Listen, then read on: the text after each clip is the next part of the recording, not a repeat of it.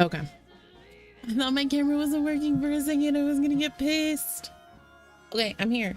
I was posting stuff places. So this is different. It's so different when you go live. The buttons are different. So like I had to hit start I had to hit start streaming, and then I had to pick a broadcast. So it's a good thing I scheduled it ahead of time. And then it took a minute for it to get like the information from OBS on YouTube before it would let me hit go live. Also, I have the internet browser open right now.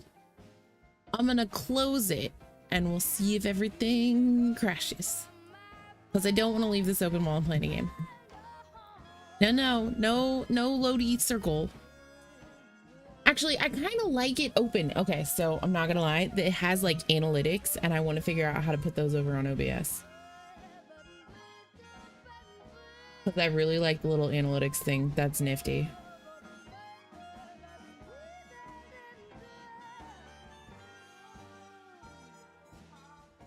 Yeah. I don't know. Okay. I'm gonna close it. Cross your fingers.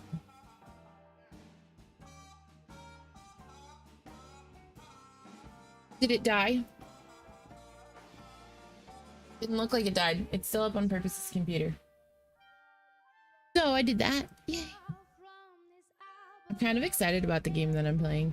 Oh, so I was gonna play 2 games today. I was gonna play one that is a like super short. It takes like 2 minutes. It's called Mothman. But I downloaded the thing that you were supposed to download for it, and I couldn't get it to work. So I'm only playing Mothman 1966 because I couldn't get the other thing to work. Where did what go? You're so full of crap. I have it up on your computer, doofus.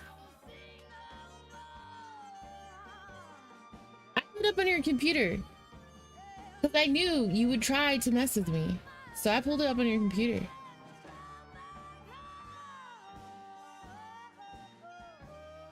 But like, that's the only thing you don't get on OBS that you get on web browser, is you don't get the analytics, which I mean is probably good. But I'm opening this game. Ooh, I have lights. You guys can see my shit now. I have all sorts of things back there. I don't know if you can read the Mothman Believes in You sign now though. I feel like it gets washed out.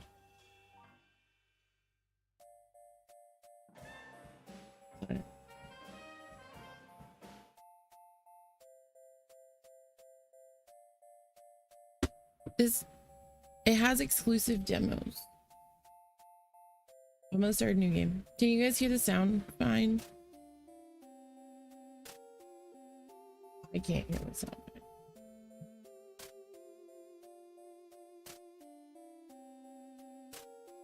Cute, it's like a Nintendo game. It's mostly holy loudness. It's mostly readable. Oh, the sign. Okay. You can read it better on YouTube than Twitch. Do I want to be Oh, I don't get to pick. 3 red, 5 black in the discard pile. Huh? The 6 card face up on the counter. 2 are red and 4 are black. So 5 red in all and 9 black. You have no more moves. So you have to bet now. What? Now it's kind of loud. Okay, I'll fix it. I'm gonna bet a black card. A large majority of the face-up cards are black. And you know that betting against a streak is usually dangerous. Demonic, hi! Even though you've already chosen, you decide to stay away from the counter? You can't bear losing again. How are you today, Demonic? I don't know what's going on in this game.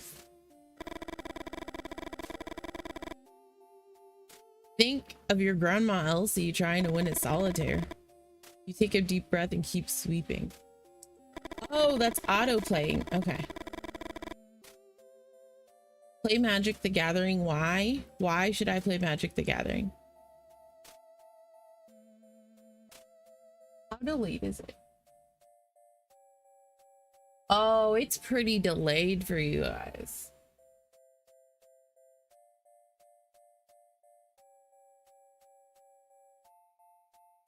Anyway, Elsie's been paralyzed from the waist down since she was 21. Your mom was only 2 months old. The winter Elsie taught you to play solitaire. Your parents and sister had been dead for almost a year, and you already begun to forget their faces. It is quite delayed. Although you cook for her, do her laundry, bathe, and even dress her, it still feels like she's the one taking care of you. Yeah, I know you were commenting on me playing cards. I figured it out. You close your eyes and almost feel Elsie stroking your hair. You're 11 years old again, kneeling next to her bed, crying your heart out. This is depressing. You keep trying to open the other app to look at chat. That's great.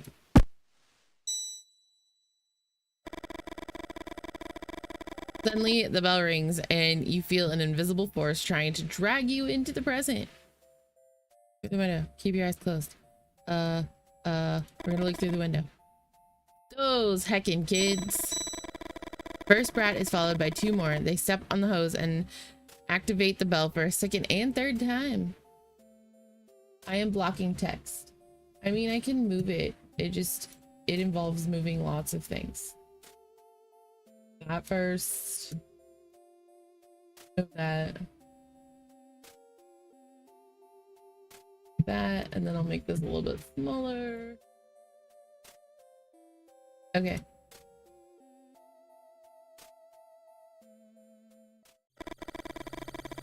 You don't know what comes over you, but you yell some things at them and that you're too ashamed to remember.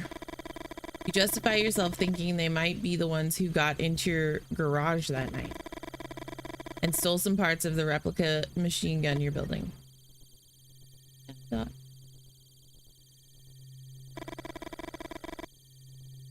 You won't let anyone mess with your project. What are we saying cool about the moving the camera? The Winnin's steam machine gun is the jewel of your collection. The kids yell at you, old freak, and laugh, sheltered by the distance. Only like once a week. I will be on YouTube once a week. Oh shit, I forgot to start the cryptid timer.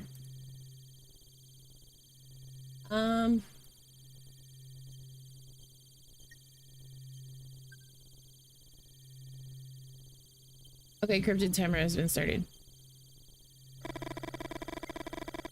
How would they know which parts of the machine gun were worth stealing? Anyway, that guard dog's being brought over in a few days and you'll be able to stop worrying. Check the hose. You think about what someone told you at the bar about replacing the hose with a thicker one, so that it could only be activated by the weight of a car. And what happens if the kids jump with their bikes and land on top of the hose with one of the wheels, you ask? Kids are always going to find some way to bust your balls, they replied. Inside. You try to calm down.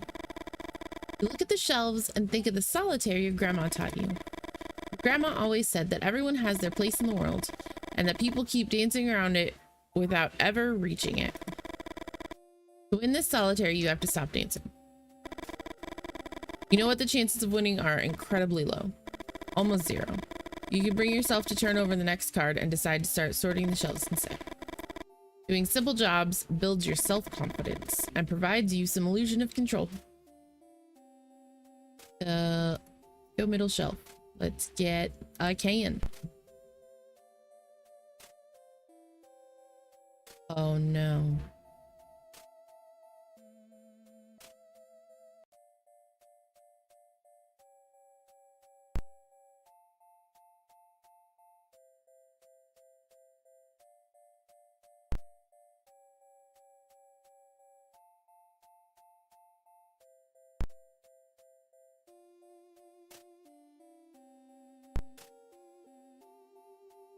It's like work. Look at that. I made the shelves pretty.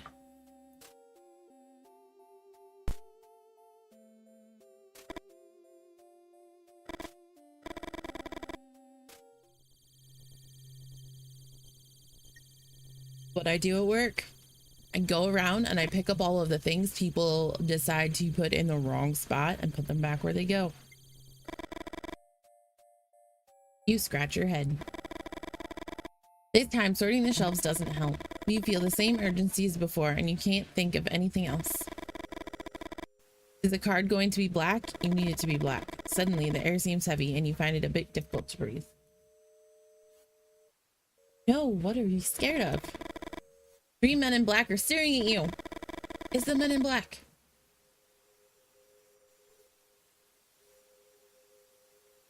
Pretty shelves are awesome when they stay pretty. When the people keep moving crap and putting it like... So there will be like a shelf of cans. Someone will take a can off the shelf, right? Decide they don't want it 2 steps later and put it in a section that it doesn't belong in. When they decided they didn't want it, they just like turned around, walked 2 steps back and put it back on the shelf they took it off of. But no, people can't do that. It drives me crazy. Through the window, you see a black Cadillac by the pump. Yes. You wish you'd ask them how they got into the station without you hearing the door open. Or how they left the car without the bell ringing. But that trembling yes was the only thing you managed to utter. The moose. The moose? What? Exactly. After a few seconds of not receiving any response, you decide to break the silence. What's up with the moose? You bought a woman a whiskey. You don't know if it's the right move, but you try to relax and be more friendly. Do you know of a more effective way to socialize? You told her the dream about your grandma. A chill runs through your body. It's been a few weeks since that night.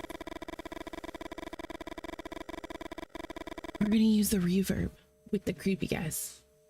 And even though you had a good time with Martha and have no regrets, something about these oh, this isn't the creepy men talking. Something about the way these men in black ask the questions makes you uneasy. What do you want to know? Granny in the forest. One of the men further back lets out a cackling noise. You look at him, believing he's laughing, but the man in black's expression doesn't change. Ask them what they want to know. No one answers. It's like they're waiting for another response. My grandma has been bedridden for over 60 years, but in the dream, I saw her running through the woods. Start from the beginning. And don't omit any details. You don't know if it's the way they look at you or because of a certain authority in their voice. You didn't hear the reverb? You've got to be kidding me. It's supposed to work. Is it not working? Hold on. Let me see if it's working. It turns on. Is it not reverbing at all? I can crank it up.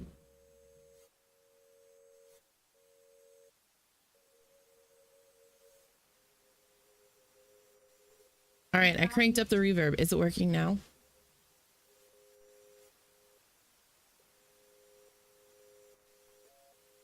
Okay.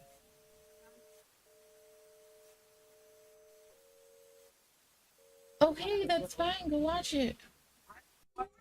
You don't know if it's the way they look at you or because of a certain authority in their voice, but you tell them everything about the dream.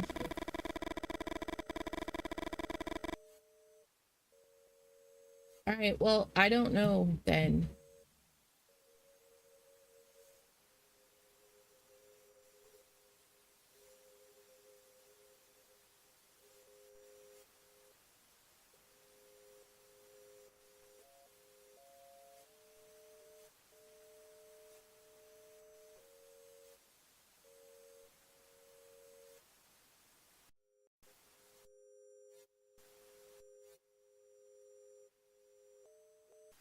I was sure. Now I don't know.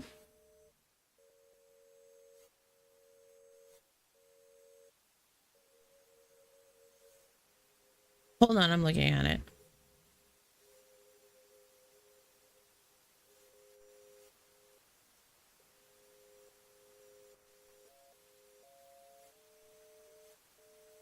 Is that doing it now?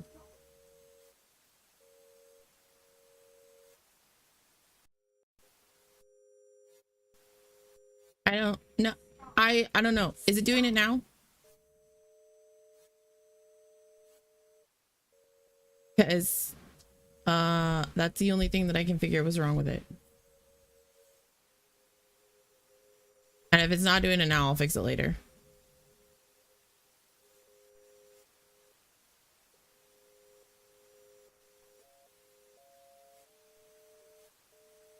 I'm not gonna mess with it right now.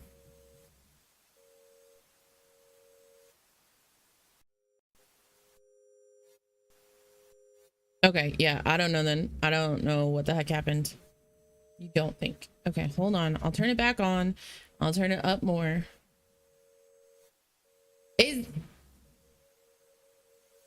I was trying to use the reverb for the creepy guys, and Purpose says that he isn't hearing it. Which is fine. I'm not super worried about it. Okay. What? What? No. I don't know why it wouldn't be working though. Yeah, I'll figure it out later. Okay, I'll figure it out later. That's fine. It's not a big deal. What?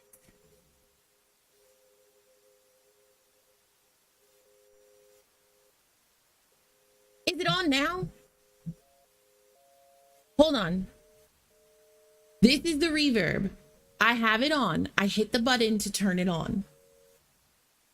Is it on?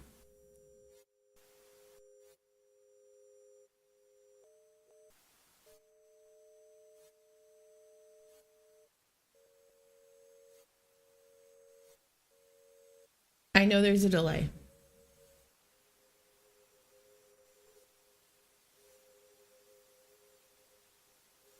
Seven minutes? God forsaken. Okay.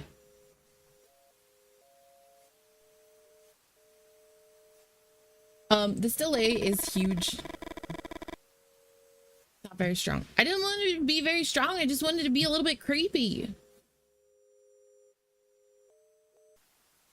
You ran up to a room and Elsie wasn't in bed. The window was wide open.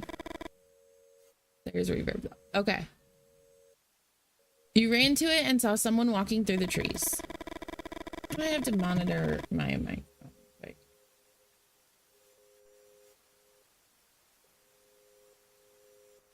Okay. Oh, that is so weird. Oh, I can hear the fan. That's what it is. Okay. And now if I do this. No. Y'all can hear everything in my house. That is so weird.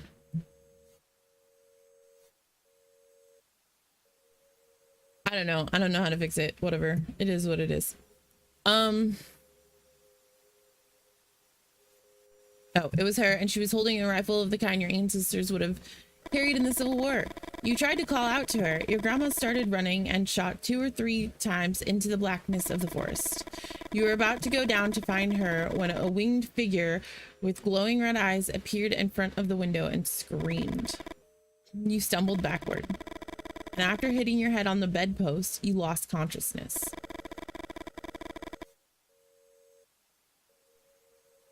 You woke up in your bed and remembered the dream almost instantly. You went up the stairs 2 at a time and opened the door to her room. Your grandmother slept peacefully. On the bedside table was a glass of milk you bring her every night and the deck of cards she used to play solitaire. Okay, Purpose. During the days that followed, you tried to convince yourself that it had been a dream, even though you couldn't explain where the little stitches at the base of your skull had come from. After a few seconds, one of the men in black speaks again. The spots on her legs predated her birth. What was he talking about? Is he referring to the dozens of moles on your grandma's legs? And what do they mean by saying those spots predated her birth? All right, bye, Purpose. I don't know if you'll see me say bye. I'll do this. Even that's delayed. Elsie always makes the same jokes when you sponge her calves. Thankful that you have to clean my legs and not my grandfather's. According to what she told you, her granddad had been shot dead by an experimental weapon early in the Civil War when his legs were ripped to shreds. Yikes. The Winnin's steam gun, son, a machine gun that doesn't appear in any book. You think about the replica you are putting together in the workshop and you wonder if it was the men in black who had stolen those pieces. You're not telling anyone else about this visit, Holt. You start to complain when one of the men in black picks up a card from the counter. The top card of the deck.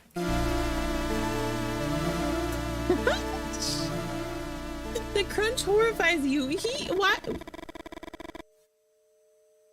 The teeth of the man in black seem to tear more than simply paper.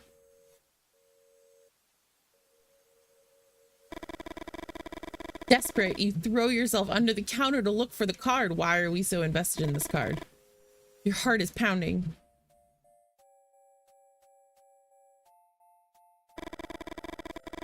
You look out the window and you don't see the Cadillac. You walk to where the car was parked a few moments ago.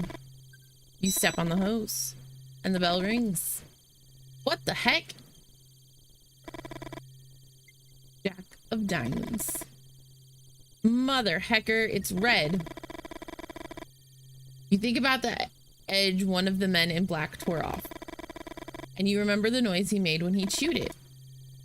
Was it a threat? A warning? You wonder if you should tell your grandma everything that happened or just keep your mouth shut and keep playing solitaire with a marked card.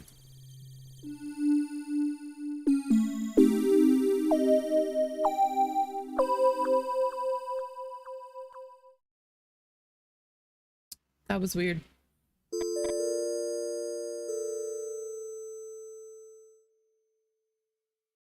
Oh, now we're to Lee. What's wrong? I told you it's nothing. The damn pause again. There's something she's not saying. The Mustang purrs. You shake your head, feeling sad inside. The sound of an engine hides no secrets. Lee, you're right. You bite your lip and sigh. Why is everything so damn hard? Victoria settles into her seat. Let's start over, okay? Where are we going? Answer the question. It's a surprise. Please. No, Vic, have some patience. You'll never forget this night. Victoria giggles and you think this is the best gift in the world. For a moment, you forget all the previous discussions, your obsessions. A giggle, a friendly gesture, making someone feel good ain't rocket science. You look at the clock and can't believe your eyes. You left your house on time, but you're pretty late. How could you? You step on the gas. Lee? Lee! You scratch the side of your head. Wow, you really hate being told how to drive. Lee? Why does she just tell you, or why doesn't she just tell you to slow down? Take your foot off the gas. Thanks. You're trying your best. Really think Victoria could be the one. The one. Your dad once said the perfect woman doesn't exist. Couples form when people get tired of looking and just give up. You remember your mother's rants, all those women's names she rattled off as if they were part of an endless grocery list. You won't end up like him. Anything but that. You try to smile and force yourself to be more cheerful. You want a clue? Yeah? Victoria looks into your eyes and you feel a warmth on your face that takes you by surprise. You felt the same thing the first time you saw her in college. You keep looking at her for a few seconds that seem like forever. Oh, cheesiness. What? Do I have a booger? Where? You can't help laughing out loud and have a hard time containing the urge to kiss her. Myth. One would be a source of superstition, but we're talking thousands. A source of superstition. A black cat? Victoria looks at you expectantly, desperate to be right. Cold. It happened 100 years ago. Victoria answers almost immediately. After all, you're both majoring in history. The end of the Civil War. No, not in 1865. I mean, exactly 100 years ago. Oh, let me think then. Running out of time.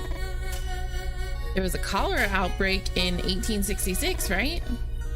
Freezing cold. And how twisted do you think I am to set up a date themed around a cholera outbreak from a century ago? Comes from far away. Victoria makes a gesture for you to complete the sentence. You just shrug. It comes from far away? I mean, that could be anything. Guess then. The circus? No, Vic, just give me a minute. You won't guess it unless you reach out to open the glove box and Victoria grabs your wrist. Better leave it to me. Victoria opens the glove box and examines its contents. Folder, a box, a flashlight. What are you looking for exactly? Look in the folder. Victoria opens the folder and examines the documents. Some paper, insurance details. Do you want me to read some of this? You shake your head. Or look in the box. She takes the box out and opens it. Let's see what you've been hiding. You think about saying something, but you instantly regret it and keep your mouth shut. Spare change, a lighter, a pack of cigarettes. Nothing to worry about, I reckon. Keep looking, please. A book. 1966 Shelby Mustang. The car handbook? No, not that. What else? Already got everything out. 1 second. There's this too. Victoria stretches out her hand and you finally grab the map you wanted. It was folded against the bottom of the glove box. You start talking and Victoria interrupts you. Hold that thought while I put everything back. You put the map on the dashboard while Victoria puts away the folder, the box, and the flashlight. Vic, you know I like it tidy in here. Huh, very funny. Vic flicks through the book she found. Red Badge of Courage. Haven't you read this book 1,000 times already? You know she's testing you. Vic knows exactly why you carry it everywhere. The novel that portrays the era you're obsessed with like no other. What the hell is this? Suddenly, you remember you're using the pencil sketch that Victoria drew of you in one of your classes as a bookmark. A sketch she begged you, with tears in her eyes, to destroy, and you swore you already had. Vic, I'm sorry, I swear. Watch out! Swerve to avoid a shape in the road. Victoria looks back. Lee? You almost ran into that thing. You put your hand on Vic's shoulders, trying to reassure her. I totally just read that wrong. Victoria points ahead. Just keep your eyes on the road, please. She's doing it again, telling you how to drive. At least this time, she came right out with it instead of just saying Lee disapprovingly. You try to control yourself, but it's hard. It's not just this last thing, but the buildup of all of the small gestures. You take the map and throw it on her lap. Victoria raises her arms in disbelief. The Leonids, Victoria. We're going to have dinner watching the Leonids. What are you trying to send, Ty?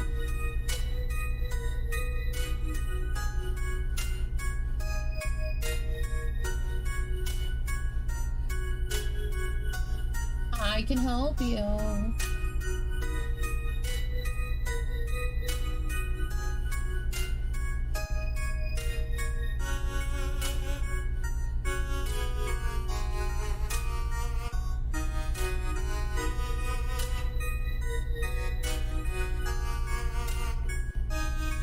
Oh man.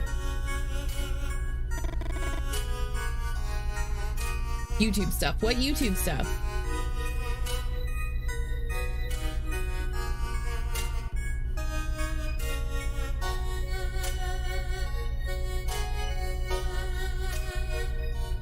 What were they doing? Like, I can maybe help you out with it.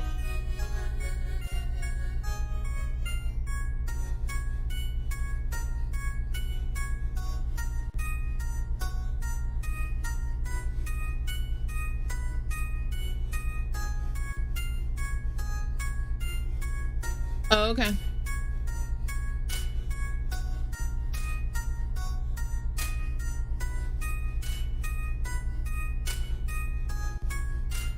You rarely watch YouTube streams? Oh. I think I have that yet. Like the super chats and stuff. Hold on, let me look.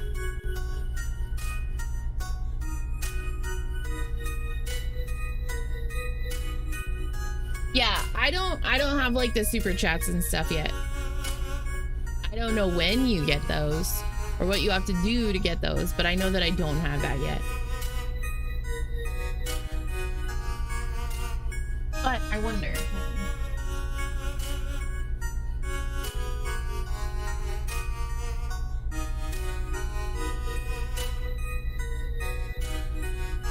Yeah, I don't have those yet. I don't know if I need to do something to activate it or if it takes time or you have to have streamed for a while on here first. I'm still working on figuring it all out.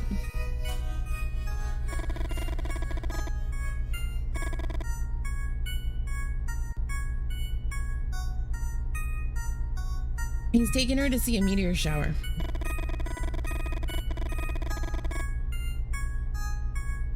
A phenomenon associated with the passage of the Temple-Tuttle comet every 33 years. Victoria keeps staring ahead.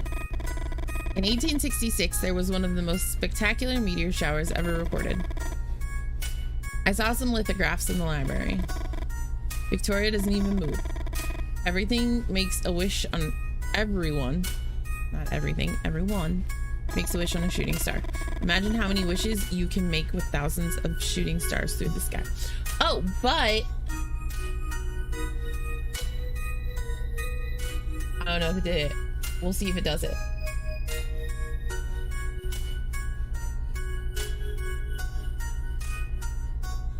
Oh, is it not working?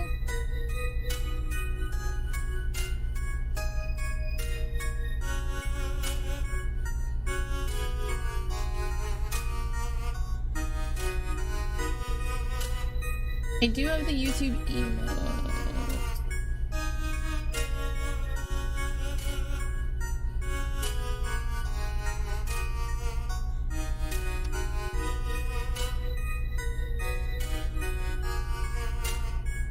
It's not doing the thing. So I set up Stream Elements was supposed to... Oh, there it is. Maybe it was derpy? Yeah. So I set it up. There's like certain words that if you type them in chat, I don't remember what all the other ones are, but they're ones that you guys like say occasionally. So like if you type them in chat, it'll show up on the screen as an emote. I did get that figured out. And so like if you were to type I need coffee, right? In a minute it should show up. It shows the coffee emotes that I put in there. So like we don't have capuchin the same way, but it's still there. It's just not exactly the same.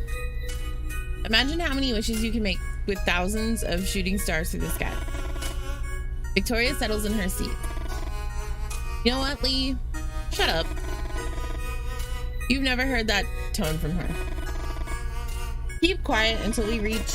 She pauses as she examines the map you threw on her lap. Holt Station? You feel your heart pounding. Your hands are shaking. That's what she wants? For you to keep quiet? For you not to say a gosh darn word?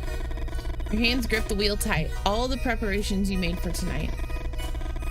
Your friend Freddie had worked out the ideal place to see them in all their splendor, away from the city lights. And when you noticed Holt Station was inside the area, you didn't hesitate. But now Vic had ruined it. It's Mothman! What the heck? Something hits the Mustang antenna. Oh no, it's not Mothman. That's a bat. What the hell is that? Stop, please stop. I'm gonna stop the car. Thumb on the brakes. Instinctively, you put a hand in front of Victoria to keep her from hitting the windshield. You get out of the car and find a dead bat in front of the headlights. Yikes. The animal had hit the antenna and somehow got entangled. Can't believe it. What are the odds of something like this happening? Don't bats have some advanced echolocation system like a submarine sonar? That starts as a simple... What starts as a simple grunt in your throat emerges as a helpless scream. God, words are hard. This is what I get for trying to do something different. We should have gone to the movies. Lee? Vic's whispering. Doesn't take long to see why. Over there! The coyote is watching you from where the dark of the forest meets the light of the moon. Vic, we got this. It's not interested in us. You point to the dead bat. They're scavengers. You hear a growl that quickly multiplies. Suddenly, you're surrounded. It's not the first time you face coyotes in the woods, but you aren't taking any chances. When I say run, run to the car as fast as you can. You try to recall all the advice you've heard for situations like these. Make lots of noise, wave your arms around. One of the coyotes in front of you approaches.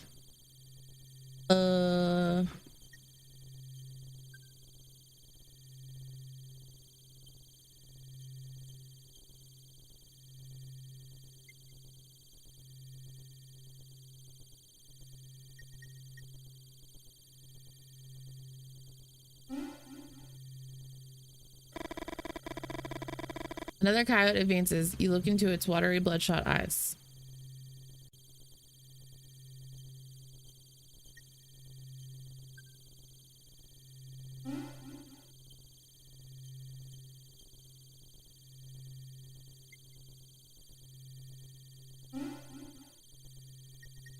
Now. Shit. 3 coyotes advance at once. Yelling or waving your arms around won't be enough this time.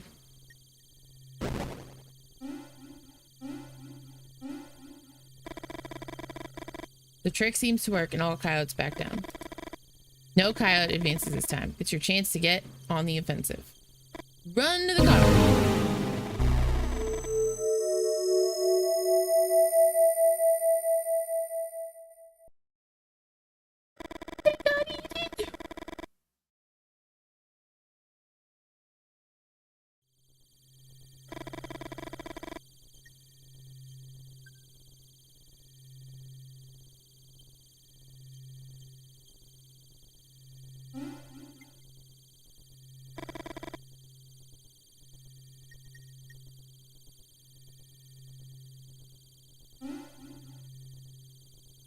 Hopefully, yell and gesture.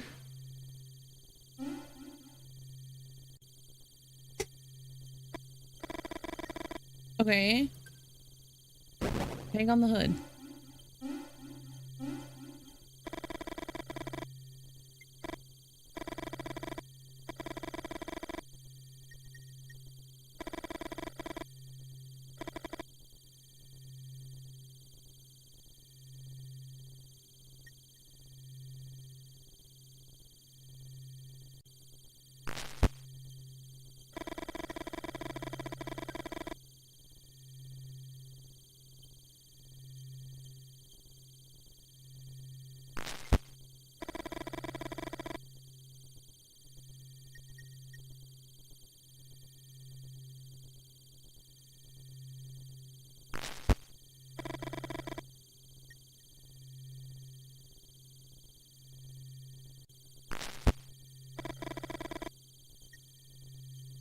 Okay, now we run to the car. At least I didn't kill them that time. Oh my goodness. She starts laughing. Although, you know, her reaction is more adrenaline than anything else.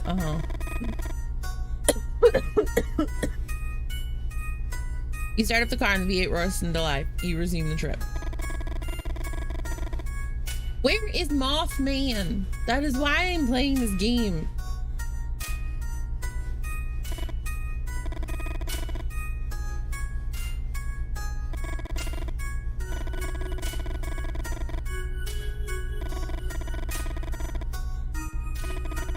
Think about your plans and you smile. You like to hear her whistle.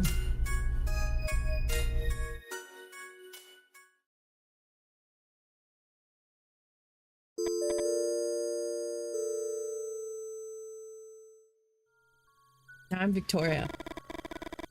He turns off the car and looks you in the eye. He smiles.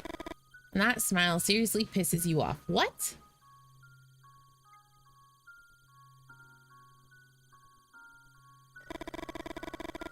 Try to return the smile, but you feel the burning hatred inside of you. What the hell is wrong with her? But it's not just Lee. The problem goes deeper. Why did you choose to smile? Is it so hard to tell him? Wait here, Vic. I swear you won't believe it. Bite your lip and take a deep breath. You see him greet someone. Lee had written Holt Station on the map he'd thrown on your lap 20 minutes ago.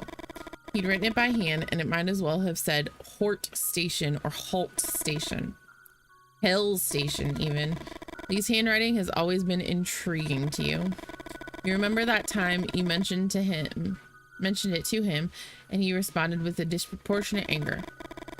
A nonsensical rant which involved several philosophers of language. All because you told him his handwriting was dreadful.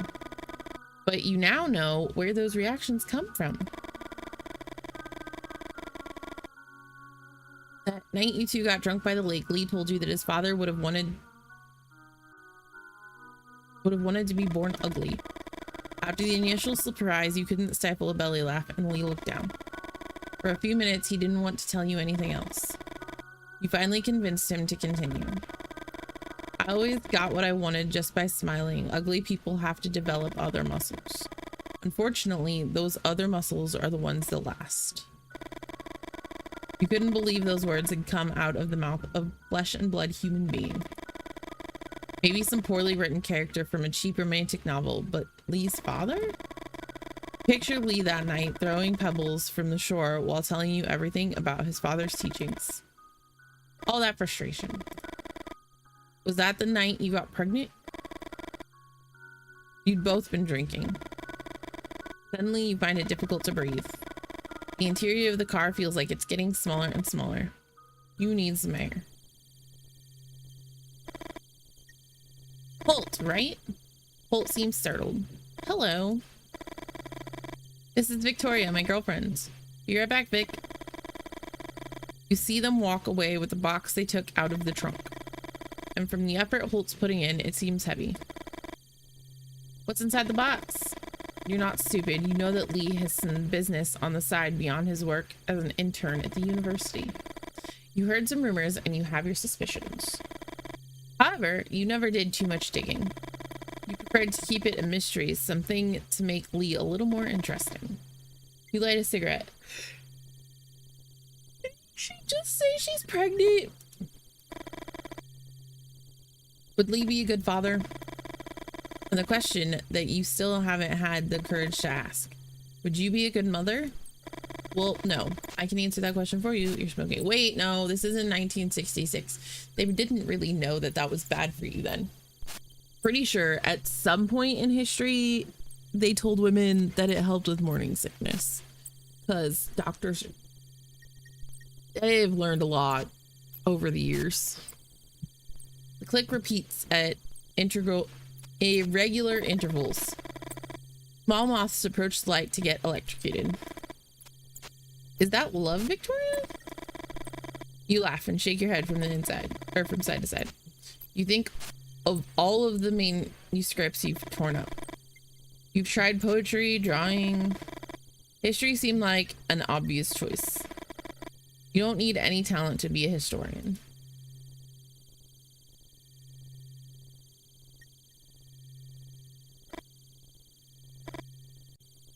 Hello? The man the man talks to himself while holding something in his hand. Have you seen any winged creatures flying over the area yet? For a moment, you think he's asking some kind of tricky question and you remain silent. However, something about him tells you that he's genuinely asking. You look at the man bathed in the shine of the streetlights and the scene fascinates you. Surreal. Some of your old friends would have said, the ones that organized poetry nights and read Blotch Your Mom? Excuse me, you are? Oh yes, sorry, Hill. Lou Hill. Writer. Victoria Greenberry. History student.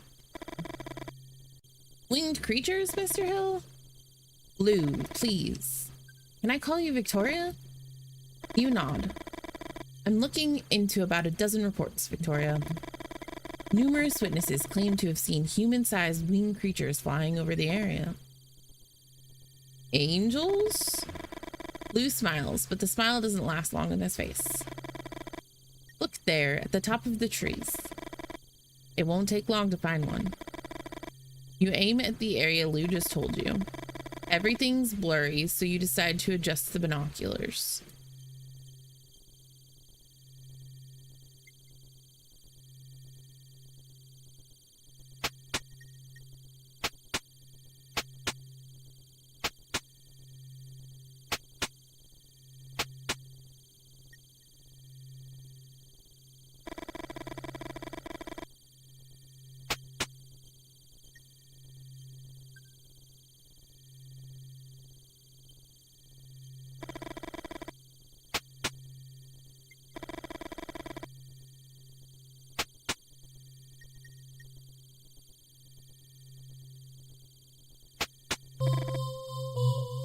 What the is Mothman?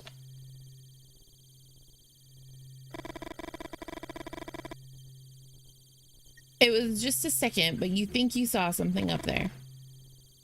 Was it suggestion? I don't think they're angels, Victoria. But before I tell you my theory, I need your help. Did you draw in this notebook what you just saw? At any other time, you'd have refused with some witty comments, but there's something about Lou Hill that invites you to play along. You wonder if the fact that he presented himself as a writer had something to do with it.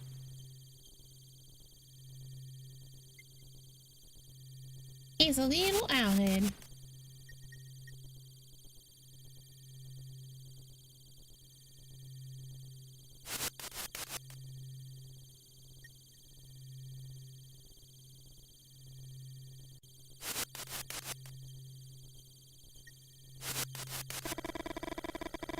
Before giving it back, you write some notes further describing what you saw. You hadn't asked for them, but somehow they make you feel less anxious. Never felt confident about your work.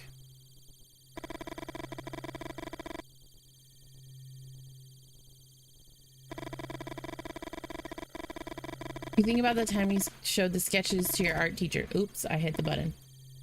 What? Sorry. I was talking to myself. You can't help but blush. Victoria! For once, you're glad to hear Lee's voice. Oh, good. Although he seems to be talking to you, Lee keeps staring at Lou. Lou Hill. Right. Lou holds out his hand. Lee Miller, historian. Lee walks over and puts his arms around you, his back to Lou. You know he must have been annoyed that Lou introduced himself as a writer. Although it's hard for you to admit it, you like to be hugged. Feel safe. You think you would also feel safe in your grandmother's arms or in the arms of any of the other strong women in your family. But the heat of Lee's body, the hardness of his muscles. You remember all those biologistic arguments you hate so much and you can't help but smile. It's like you're cheating when nobody's looking. Come on, Vic. Uh-oh. There we go. For a second, my clicker stopped working. Close your eyes. Close my eyes. You close your eyes and let Lee guide you. Now open them.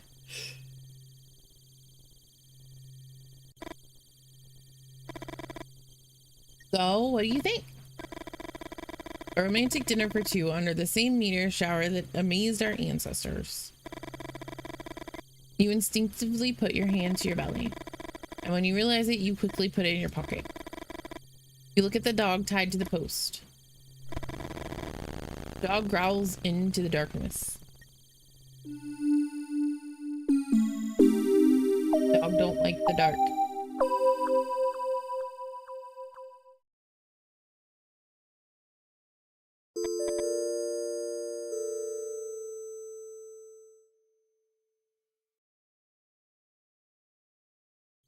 Holt again. You've known Lou Hill for a few months now. First time you talked to him was at the Moose. Lou was looking for information about some unusual lights in the sky. Nobody would talk to him. Before going to the restroom, you went over to his table and suggested he buys people a drink first.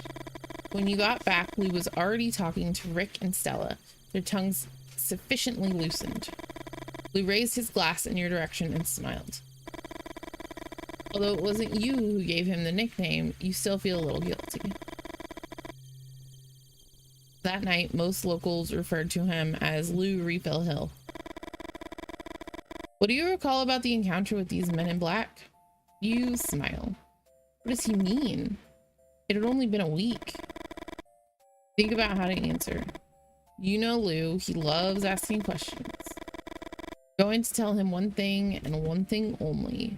No follow-up questions.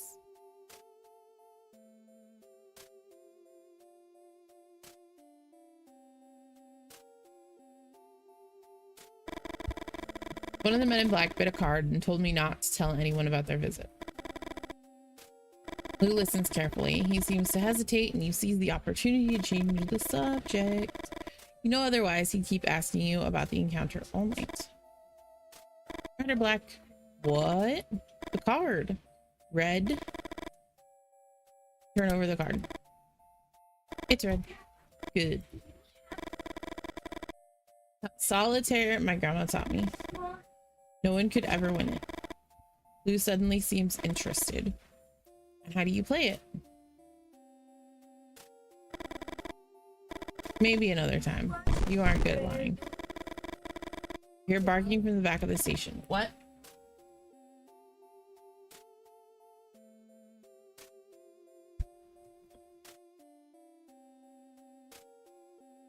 Trent.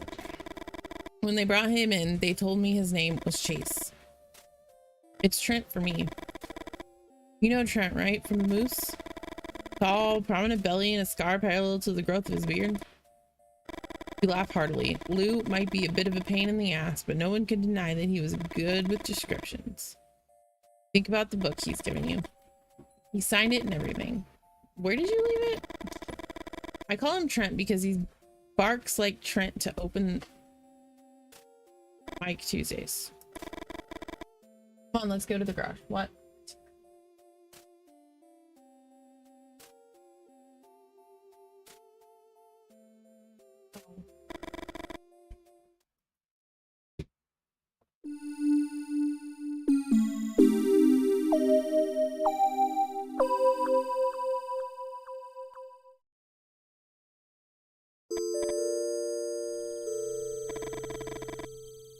This is his idea of a special date. Looking at shooting stars while holding your hands, telling you his plans for the end of the semester. Can't stop thinking about the raw strength of the hug from a minute ago. Or how he scared the coyotes away by yelling and throwing stones at them. You think about your friend May, all those dark fantasies she told you about. But holding hands like this, smiling and talking and looking into each other's eyes, feels like giving up, doesn't it? Confused. You know you're to blame too. Aren't you playing the perfect girlfriend role? Do you make eyes at him? Don't you say love whenever you call him? So this is it, Victoria? Is it what you want for the rest of your life? Why don't you make up your mind just for once? Think of May again, of those women she'd claimed to know who could solve your situation using... Oh dear, no. You wouldn't be the first or the last. The dog barks like a maniac and you appreciate the distraction. A mixture of guilt, anguish, and apathy takes over you. And now what? Why is he looking at you like that? Why doesn't he say anything? Has he asked you a question? Ask him. Said you're excited about the doors. Or I said if you're excited about the doors. I asked if you're excited about the doors. Yes. Of course you're excited. The Doors, Victoria. Freddie told me they're about to release their first album and it seems they'll be playing in New York. Are we going to see them live again then?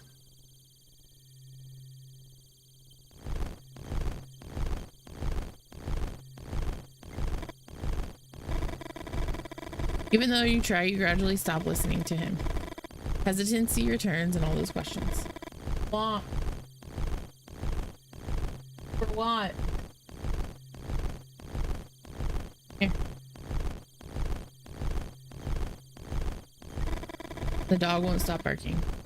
What had been a distraction is now driving you crazy. What the hell is wrong with him? Shooting stars. Why don't you make a wish, Victoria? How about going home, covering your head with a pillow, and sleeping for 18 hours straight? Feel like crying and trying to calm down, and try to calm down.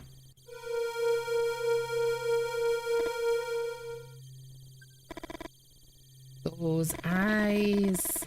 That creature you thought you saw in the treetops with Lou's binoculars. Had it been real?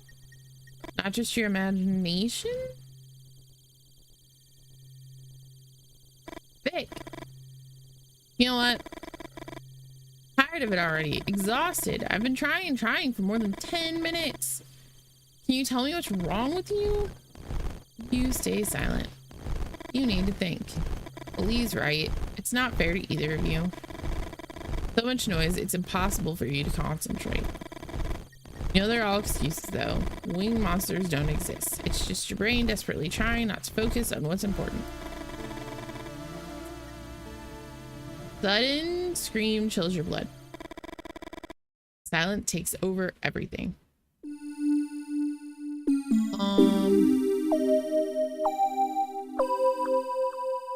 I'm pretty sure Mothy just ate that dog.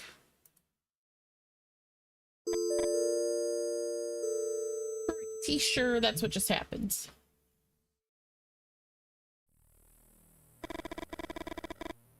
Have you met Lee, tall guy with blonde girl? He made 0 graphic copies of some docs I've used to assemble his beauty. Where do you get the docs from? You bite your lower lip. Do all writers ask so many questions? He works at the university in the history department. Lou adjusts his glasses. You don't know why, but that gesture irritates you. The Winans doesn't work like that, or like a normal machine gun. Normal machine guns use gunpowder to fire projectiles. You know what the Winans uses? Centrifugal force. Or it's centrifugal force. I've never actually read that word. It's centrifugal force. Interesting. Lou repeats the gesture with the glasses. Today Lee brought some ketchum grenades. You know about ketchum grenades? Lou shakes his head and readjusts his glasses for the 3rd time. You take a deep breath.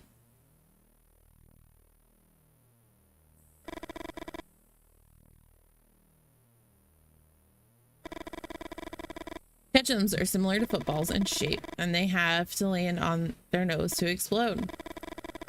They were highly inefficient in Port Hudson, for example.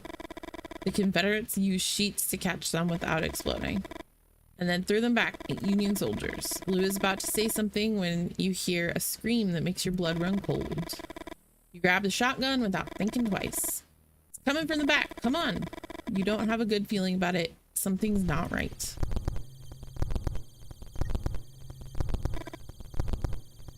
No!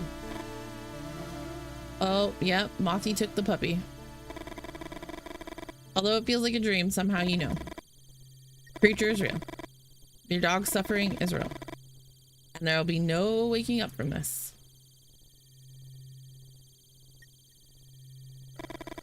Mothy.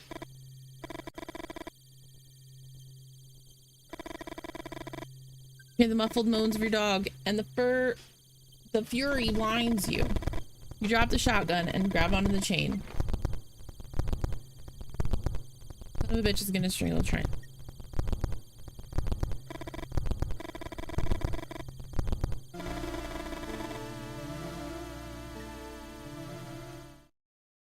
Going. Oh. Never mind.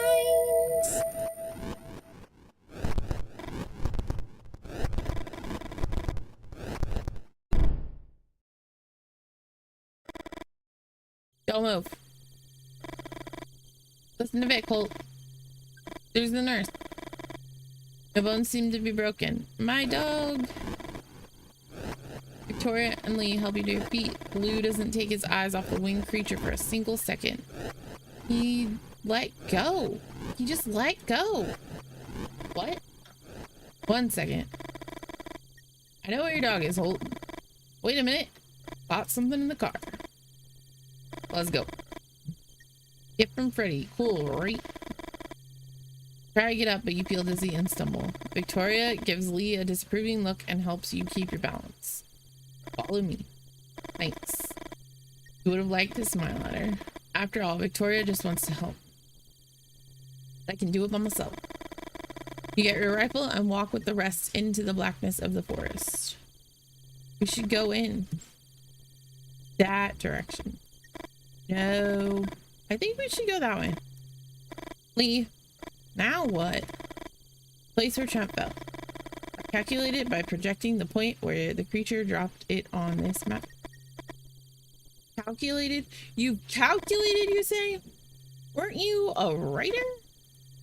Lou, don't mind him. Do what you want. Constantly checking the map, Lou leads the group on. Could be close. There. Heart is pounding. Please compress his chest. Use both hands, just like that. How curious. Did you know that the cardiopulmonary resuscitation procedure was discovered by Dr. Knickerbocker while he was trying to save a dog? As he speaks, Lou carefully examines the tops of the trees. It was at Johns Hopkins University. Victoria rests her hand on yours and moves her head from side to side. You stop pressing and a few tears roll down your cheek. The interesting thing is what happened to the dog afterwards. Shut up. I also need coffee. It should show up in a second. I don't know. Hold on. I'll let me check stream elements. Maybe I didn't do something.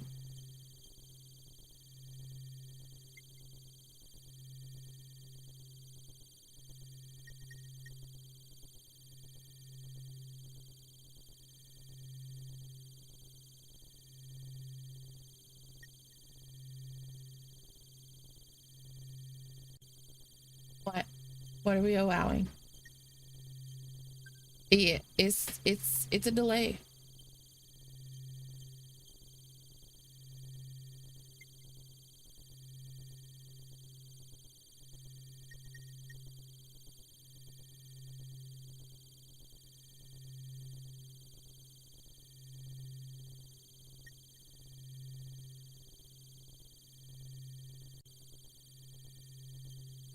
I'm so confused. Hold on. Oh, wait, hold on. I know what I gotta do.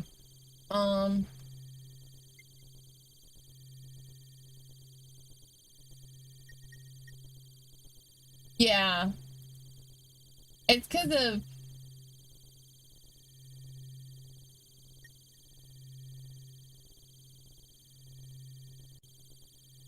It's because it's YouTube. My brain is...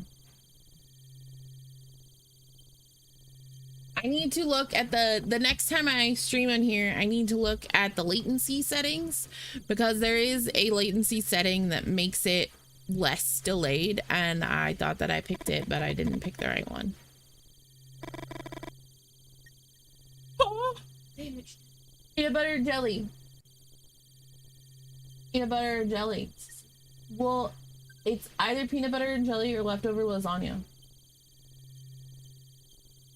Why didn't you shoot? Why didn't you try to blow the creature's brains out? Oh, deep down you know that's just the guilt talking.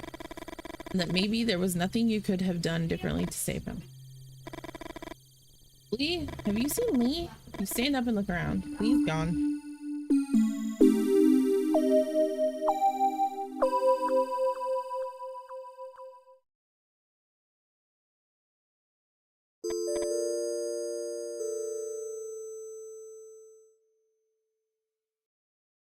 I do want to see something though.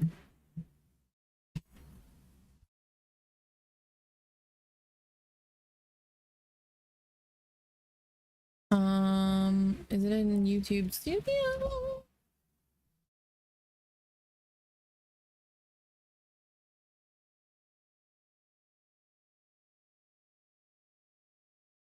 Did I just break it? No. Okay, I didn't break it.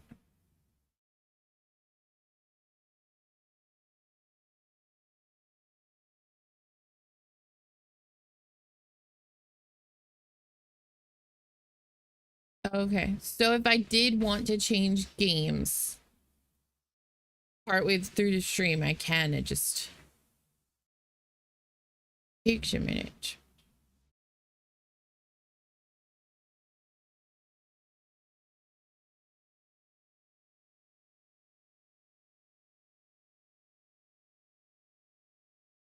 See, they give me so much more options on the friggin' browser. Oh, cryptid timer is over. It's cryptid time.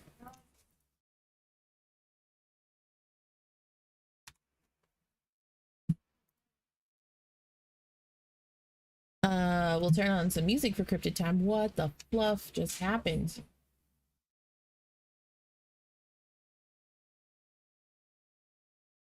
I didn't do it.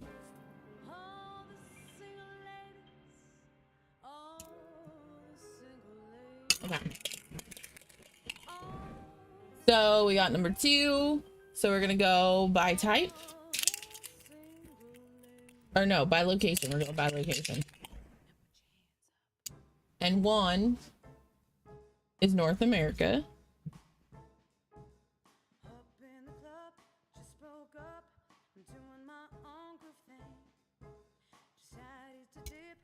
It's such a weird this song. Let's go next.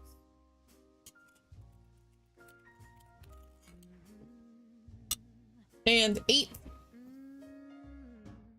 is RST.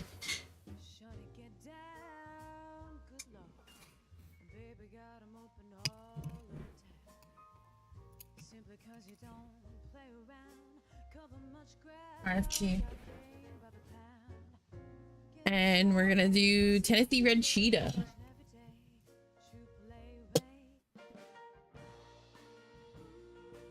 We'll zoom in a little bit. All right. Tennessee Red Cheetah. Most people have heard of felines known as cheetahs, yet Hi, Ellie! Most people have heard of felines known as cheetahs, yet an interesting cryptid has been missed time and time again. The red cheetah. Often reported in the plains of the West, where it can run free, most reports of this creature are sadly disregarded as hallucinations or a mountain lion, although it is not common for a mountain lion to roam up northward into the Great Plains. A mountain lion and the Tennessee red cheetah are easily distinguishable. It has been reported as a semi-gold and carmine, and of course black spots. The creature is more heavily built for more power and less speed than its slimmer counterparts. Most people report that the creature is around 5 feet in length and about 4 feet wide at its broadest point, front shoulders. The most distinguishable feature of the creature is that its head is more bulky, similar to an American bulldog, with loose skin, so it is indeed made to fight, therefore giving it an advantage over its competitors such as the gray wolf and coyotes that roam the area. Folklore has so far claimed that a man was overseeing his farm, possibly looking for groundhogs, and all of a sudden 2 cubs and 1 mother came out of the thicket. They bolted across the field as if sensing danger nearby, possibly a male or another large animal. New possible cryptid, the man shot at the mother and she dropped quickly. The man let the cubs go, not knowing that the cubs would die from starvation as they can't hunt.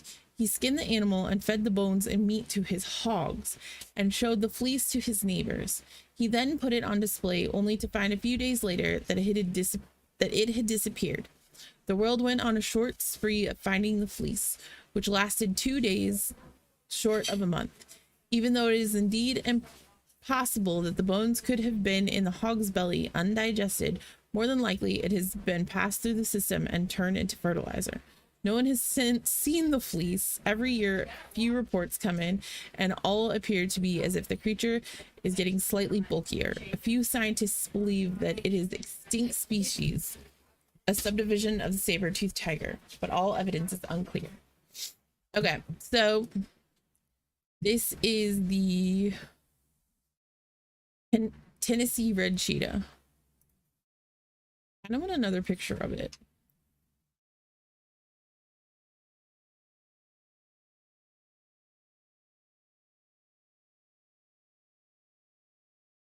Oh, that is a picture. He's a hefty boy. For sure. All right, that's the Tennessee red cheetah. Go to the game screen.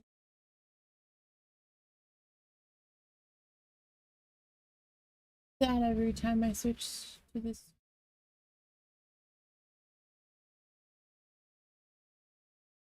Oh wait.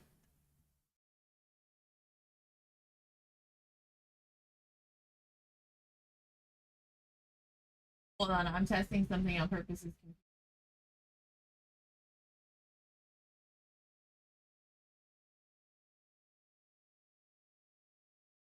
That was a different emote. I'm so confused. Okay, anyway. Let me close these down.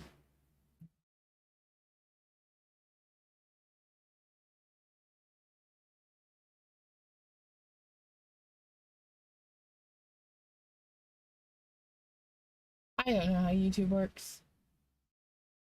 I'm still figuring it out. So back to the game in just a sec.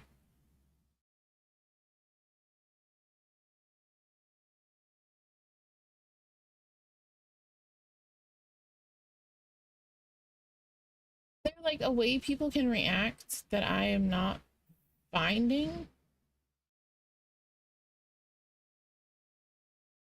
Okay, I can't figure it out. So back to the game we go. You walk faster to keep your thoughts at bay. What the hell is wrong with her? Why does she even listen to him? Writer. What a loser. You walk through the woods confident that you will be the one to find Holt's dog. What then, Vic? What weird little face will you make? Oh, he found the men in black and they creep. Hello? I feel like someone is watching you. You're walking through a dense forest area where the darkness is almost total. You walk even faster than before. Finally, you reach a clearing and look at the sky. The meteor shower is gaining intensity. Your heart is in anguish and you find it hard to breathe. Are you watching the Leonoids, Victoria? Are you? You hold your head in your hands. Don't cry. You stretch your arms and take a deep breath. It can't break you. What the? Seem to hear something, a kind of rumor. Think of the noise hands make when they shake the dust off an old volume. A river? You try to think about the map you've got in the car. You can't remember seeing a river here. Further west, sure, but here? As you get closer, you hear it more clearly. You feel kind of calm. Not peace, but numbness. Dun dun dun. Suddenly, the whitest light you've ever seen floods the ground. Even when there's no river nearby, the sound is deafening. You feel the light pulse with painful intensity, as if millions and millions of red ants were sinking their little jaws into your skin. Pain turns into light. You want to scream, but you have no mouth, no larynx or lungs, and the white that precedes everything consumes you. You don't know how long it takes. Feel the urgency of what is yet to be, and white makes you disappear.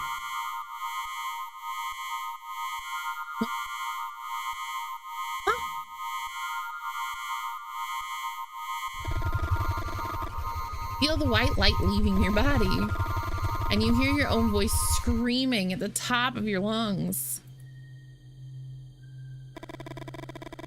You drop to the floor and cover your head with both hands.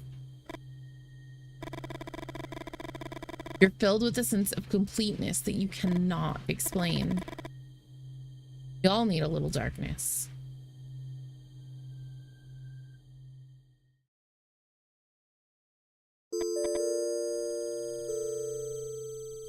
Lee! Where is that idiot? Calm down, Victoria. Lee knows how to take care of himself. Holt's right. Lee is going to show up eventually. Did you know that he chased away a pack of coyotes with screams, some stones, and a blow on the hood of his car? Lou smiles. You wonder if it's authentic or a calculated gesture to show some empathy. Holt? What? What's your business with Lee? Holt looks at you for a few seconds before answering. You think of one of the computers at the campus, the IBM 7040. You know what it's called because you once wrote a poem with that title. Holt is like that computer. From the outside, it's impossible to tell what it's evaluating before giving you an answer. You can ask him directly when we find him. You wonder if you could have done something differently. A new input? What's the term they usually use in the computer department? A word you struggled to rhyme when you wrote that poem. You hear twigs snapping. Who's there? Grandma?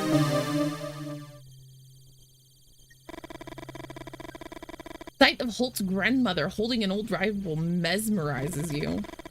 The whole thing looks like an image from some Wythe painting.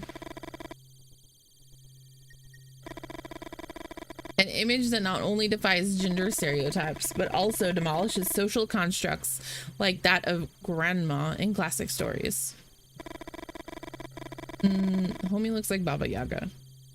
The expression on Holt's grandmother's face changes. Her features soften. My legs. Grandma. Holt picks up his grandmama and helps her sit against a tree trunk. He looks at his dog's corpse and beckons you to come closer. Oh, jeez. I need you to bury Trent before carrying on. You nod your head. How do you feel, ma'am? Confused. We're here. Or here, Victoria. You didn't hear him approach. You grab the handkerchief without thinking twice. A strange feeling runs through your body. You shouldn't have at least considered some other options, or shouldn't you? God, guys, words are getting harder. Clean up her legs. Grab the handkerchief against the calves and gradually remove the mud stains. Rub harder. I was probably your age when I stopped feeling my legs. Holt's grandmother sighs and closes her eyes. Have you ever seen so many moles together? Lou speaks almost in whispers. You wonder why. Let's go. Lou picks up the old rifle and examines it. What are you people doing in there? Holt looks at you with an expression you can't quite make out. Are you okay? No, you're not okay. What are you gonna tell him? You're pregnant, that your boyfriend's missing, that winged creatures out of an old pulp magazine are approaching apparently more than just fiction. You walk for a while in silence. Trying to think of something else. Try to think of something else, Victoria. Leave it in. A few minutes ago, you all started hearing the screams, noticing sudden movements in the treetops. We're almost there. Oh, it's a family. Find it hard to believe that what you're seeing. Why are all these creatures flying over the gas station? Interesting. Holt punches Lou in the shoulder. What? Interesting? Did you find it interesting what they did to Trent? We're not in one of your cheap books, Lou. Sudden silence befalls the group. So just listen. You just cover me. Close your fist tightly, trying to exercise the impotence you feel. Was it that hard for him to hear what you had to say? You shake your head from side to side. What even the plan? Running with his grandma in his arms? Why does he have to be the hero? Oh. The shriek chills your blood. Well, damn. Lou looks at you as if waiting for something. How many bullets is in your rifle? 3? Hope it's enough. Lou and Elsie are halfway to the gas station. 2 winged creatures on the street lamps. Light, Victoria. These creatures seek the light.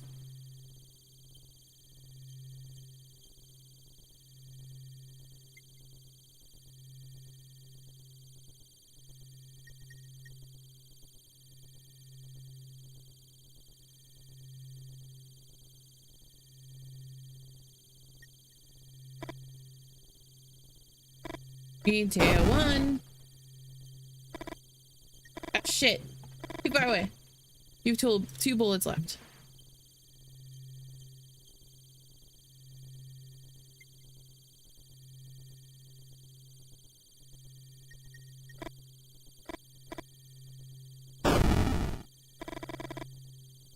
You have 1 bullet left.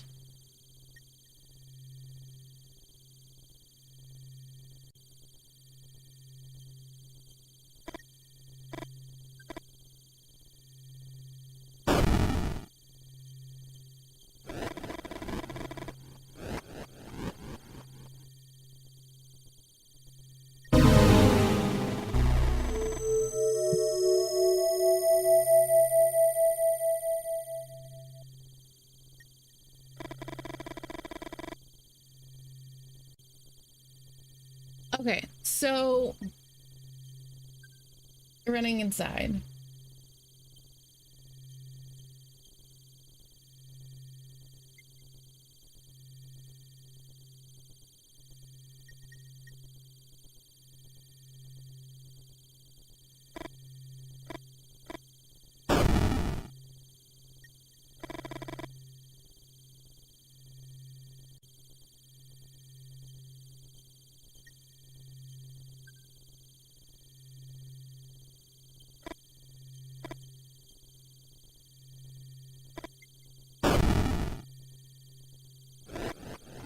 Okay, it flies to the furthest pole.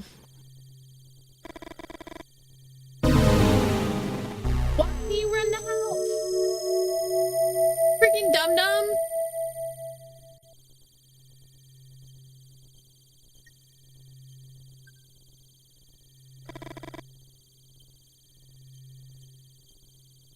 Okay, so I have to shoot out the center lamp.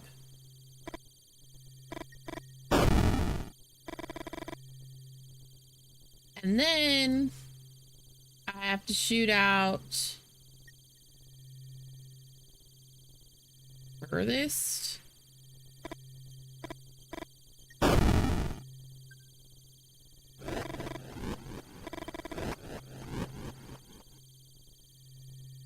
Oh, and then I want to shoot out the lamp right next to me.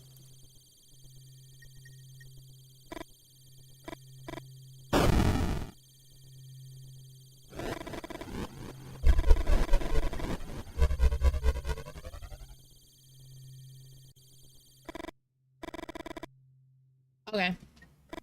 That worked. Someone going to make a wish? You laugh under your breath. You look at Holt and he looks away. You wonder if he's pissed because you saved him. Still can't believe everything that happened tonight.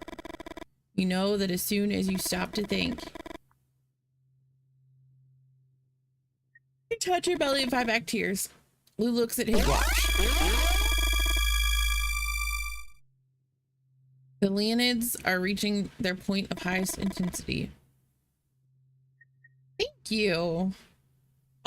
It is from Black Rifle, which is where I get coffee, which is also where this cup is from. And it says coffee saves. Well, it's coffee and a red cross thing, but it's called coffee saves.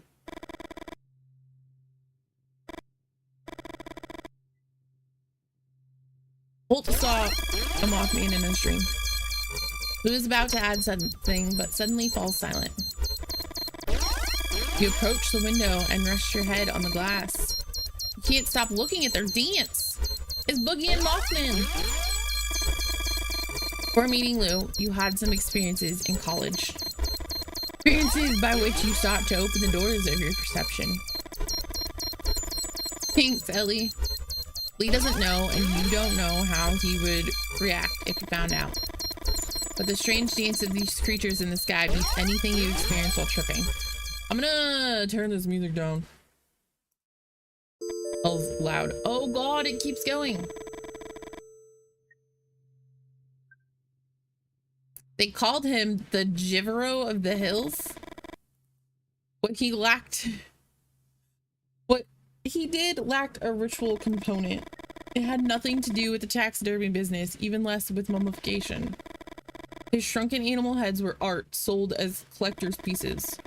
One afternoon, Liam, his only nephew, stole a bear head.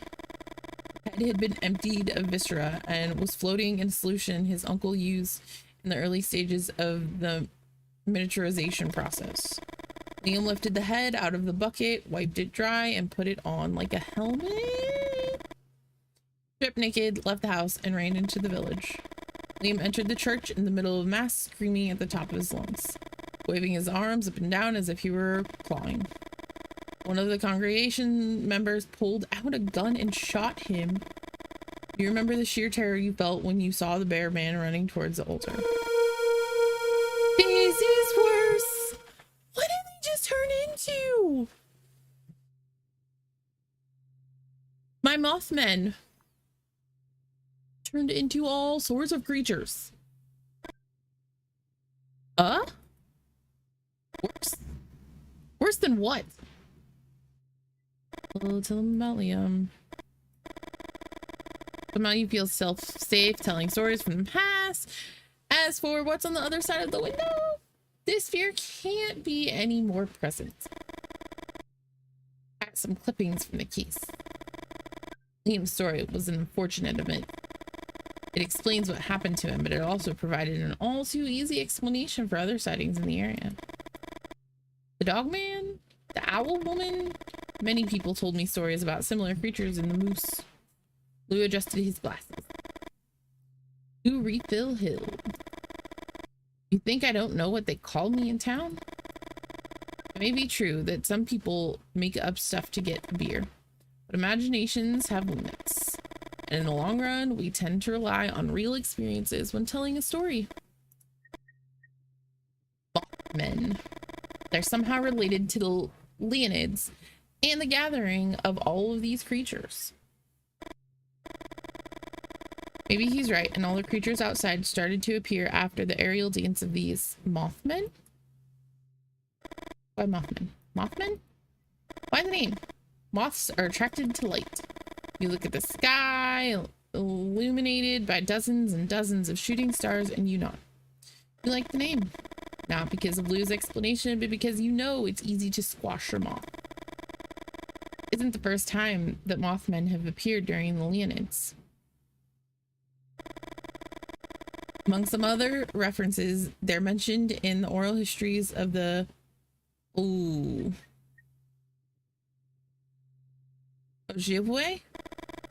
I feel like I just butchered that name. Collected in the diary of a Jesuit missionary in 1683 who even dares to draw them. Many believe that the creatures described in this diary are thunderbirds, but the Jesuit's drawings look more like Mothmen. And the most interesting part is that he draws lines around them. Some researchers think that these lines are kinetic, a way of representing the speed of the creatures. Lou slides a finger across the glass, following the trajectory of a shooting star in the sky. But I think these drawings depict Mothmen with the Leonids in the background. We're talking 1633, 1666, maybe. Don't Granny. Grandma? Better? What are those shrieks, love? It's painful for you to see how confused she is. 1 second. Turn on the radio. Static.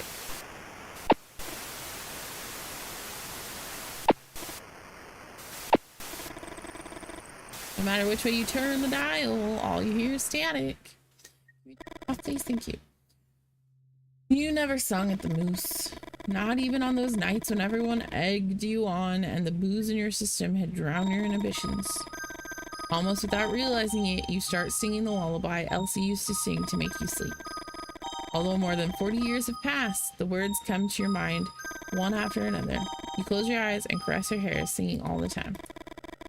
As soon as you feel the rhythmic breathing of your grandmother, I hit the button too fast.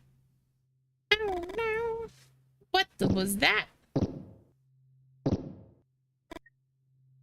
Lee? Victoria tries to hug Lee while he babbles something you don't understand. At no time does he look up. Where the hell have you been? Victoria. I thought... But he's here. Give him some space. Thank you. Lee takes a few seconds to start speaking. I think I got lost in the forest. Babe, take it easy. Victoria grabs his arm and Lee tries to smile, although I heard the sound of a river, and I felt someone looking at me. After walking for a while, the noise was deafening, but there was no river. Lee starts to cry. Victoria tries to calm him down. As soon as he regains his composure, Lee keeps talking. And then came the white. I don't know how to explain it. It was as if I could see everything and nothing at the same time. And a goat looked up to the sky to watch the shooting stars. Stood on its 2 legs like this, you know? Just like us. What the hell is going on? I think the time has come. Let me tell you a few things. Lou clears his throat and begins to speak. Although you can't stand his tics or his false dramatics, you want to know what's going on. The Leonids occur every 33 years. Some are intense, like those of 1833, or the ones of 1866. Others are weak, 1899, for example. And those are the ones we have records of. You notice that Victoria grabs Lee's hand. Lou walks over to the window and points to the sky. This year, they're intense again. 1866, 1966, why 100 years difference and not 99? That 1 year discrepancy bothers me too. And I think it has to do with the problem of our calendar and the periodic adjustments that we are forced to make. Tell me, have you ever seen a medieval manuscript? No one answers. Just as you're about to open your mouth, Lou continues. They're usually adorned with warrior rabbits, standing on 2 legs. Do you think these rabbits came from the imaginations of medieval scribes alone? Those rabbits existed, and they were annihilated by men. Each meteor shower spawns new bipeds. And it was in one of these storms that mankind arose. What makes us different from all of them is that we survived. By destroying any other biped that came along, or by reducing them to the realm of gossip or fiction. Outside, the creatures begin to fight. Why? What motivates them? And what about Lou? Should you believe everything he says? After all, Lou is a writer. Your grandma's coughing sounds like a noise of a tractor's engine refusing to start. God. Grandma? You have to kill them all! The voice with which she speaks seemed to come from much further back than her throat. We had a secret weapon! And we would use it to finish off the upright beasts. But they decided to test it in the war. Elsie? What are you talking about? I wanted to take the winnings from the battlefield. And they... Your grandma caresses her legs.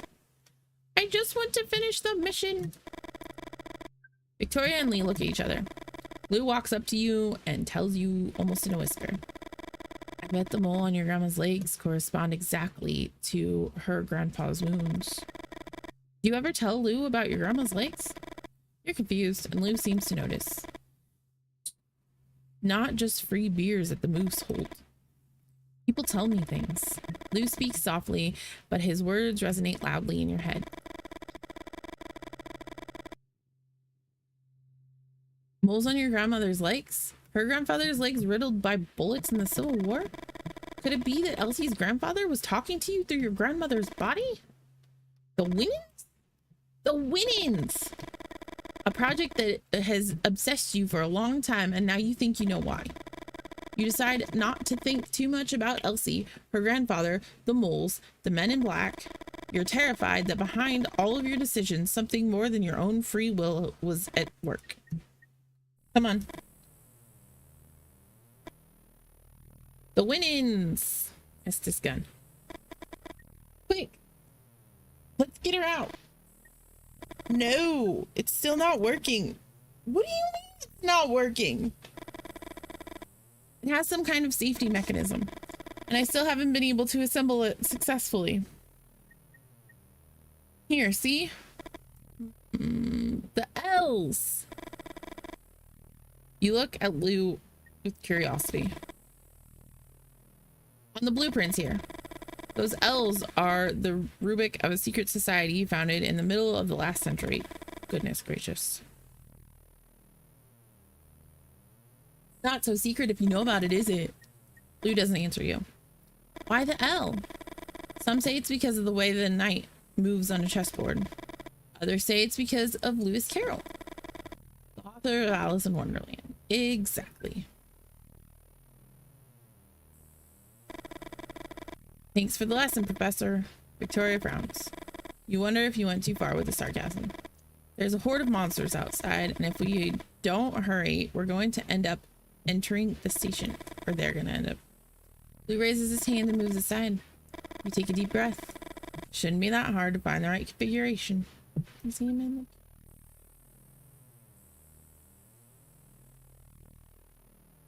I don't know what the first row is.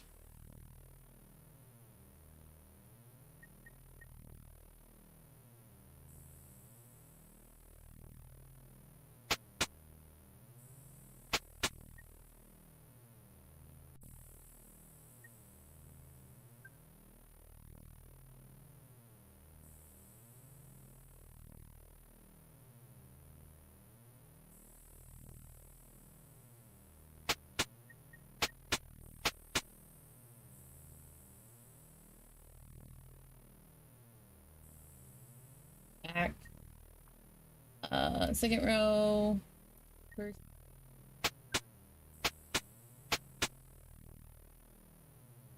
Back. Row. Second piece. Back. Second row. Third piece. Okay. Back. Third row, first piece, fine. Third row, second piece, and then third row, third piece.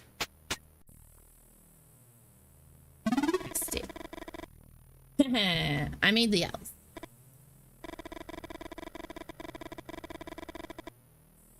Although outside the creature's shouts are getting louder, you can't help feel a certain happiness. Winans is finally complete. Now everybody out. Elsie stands next to the Winans, holding their rifle. Goodness gracious. Lee, Lou, and Victoria stand back a little. Crack your knuckles and take a deep breath. At the helm of the Winans steam-powered machine gun, you feel something strange. You find it hard to put into words. As if somehow the present has given way to the past. Rabbit men! They're weak creatures. Cannon fodder in the war against the upright beasts.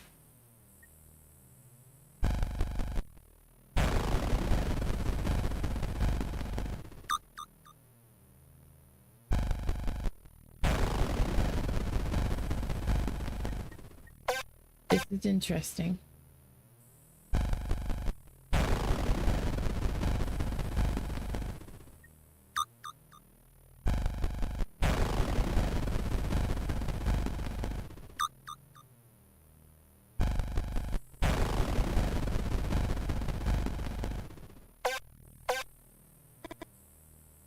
Beware of the dogmen!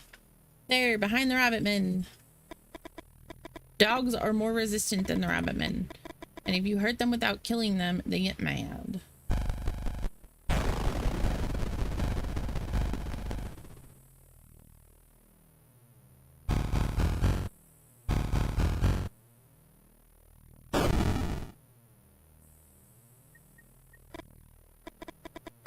Here to cover, but don't get too confident. I can kill one upright beast. Then I need to reload.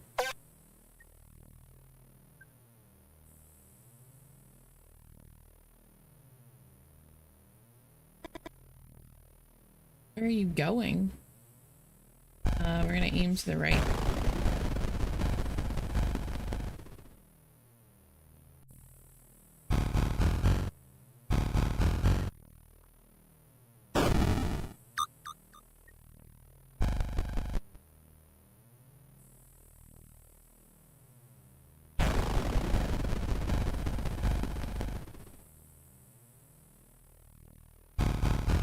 Interesting.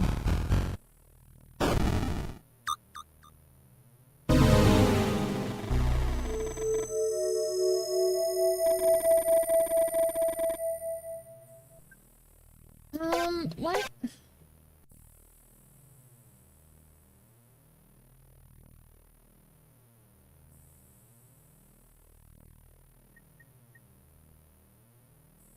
Is there no way to do this one?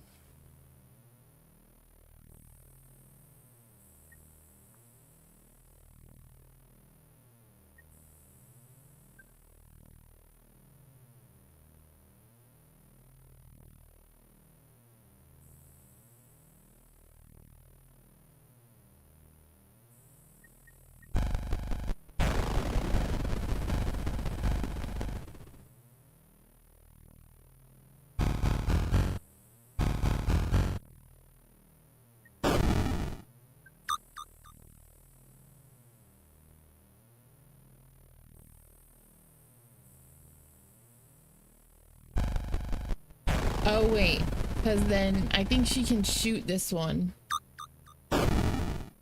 Yeah.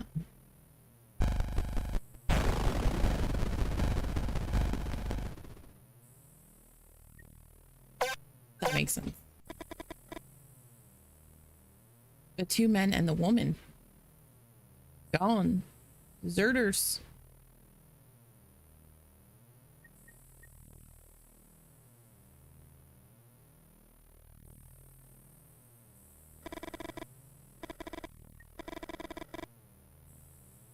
Moose men.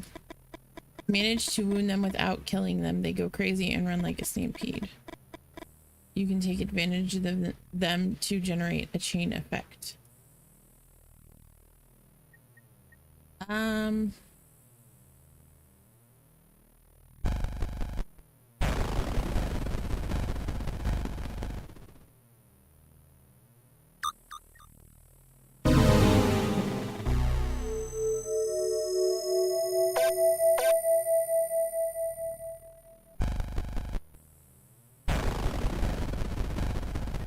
Like, I feel like you have to do this row, but then...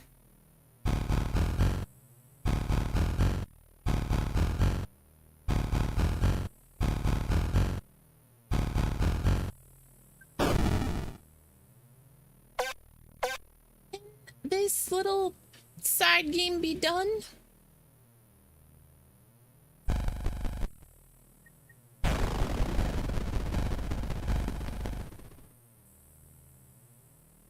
Okay, I pissed off the moose man. He's like, to attack all these things.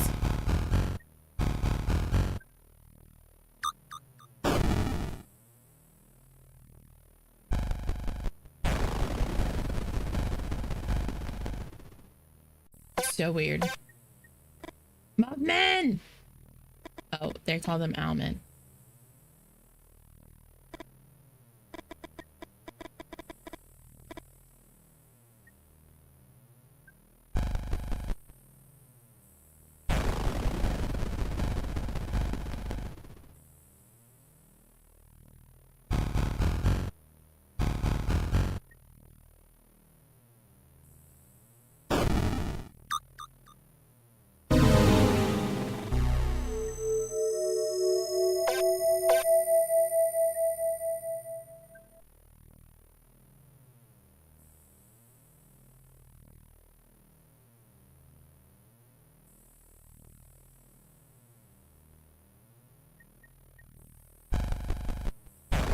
I think that I'm gonna get killed by the owlmen more than anything else.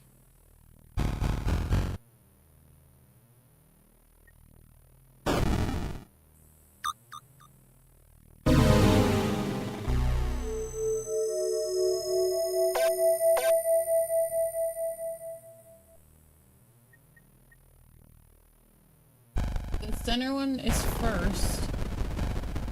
They tried the left and the right.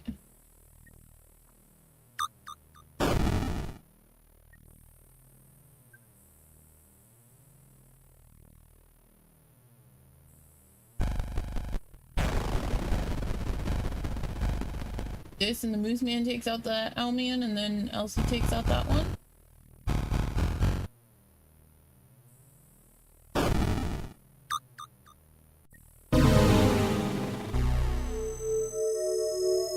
I'm so confused. Okay, center is first.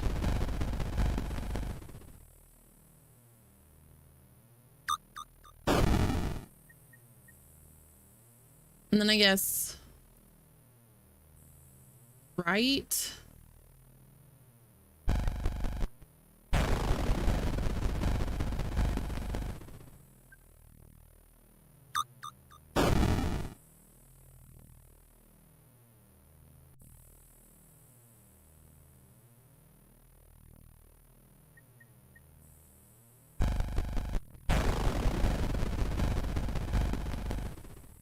Elsie's gonna shoot that one.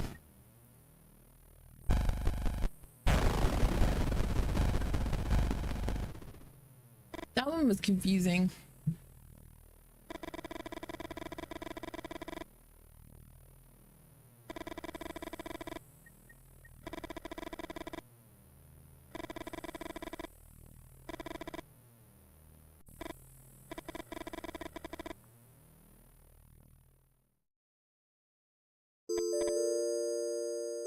Oh my god, this just keeps going.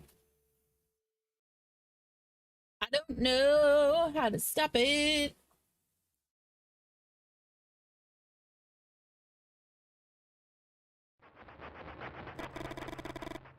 I don't want to keep running away. I should be out there and win my Red Badge of Courage. The Red Badge of Courage is the title of that Civil War novel you read and reread over and over and over and over again. It tells the story of a Union soldier who flees the battlefield. From that first act of cowardice, the only thing the protagonist longs for is to receive a war wound. The definitive proof that he had become a man. Archaic.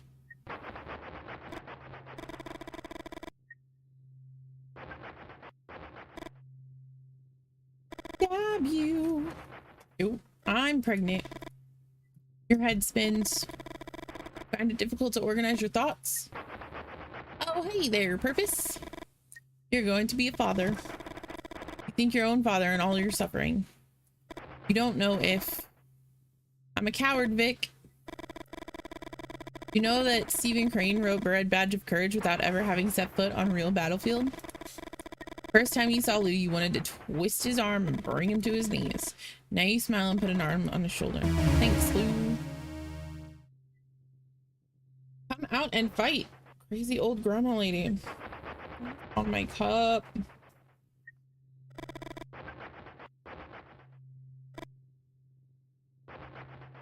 Out, I said. Lee, don't.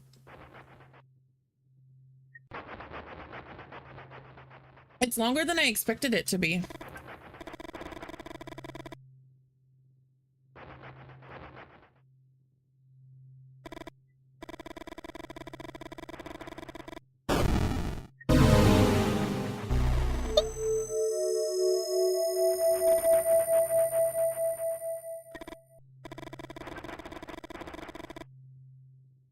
I did because I was testing it out.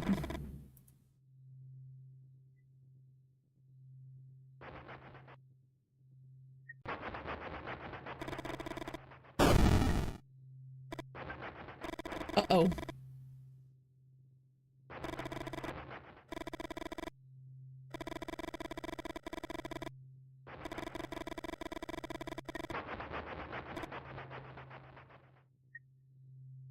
I was testing out my emote wall.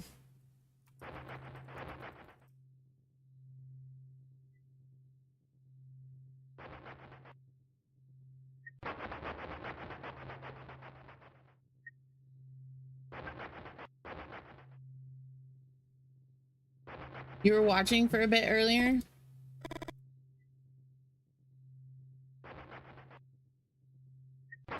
She's alive? They shot me!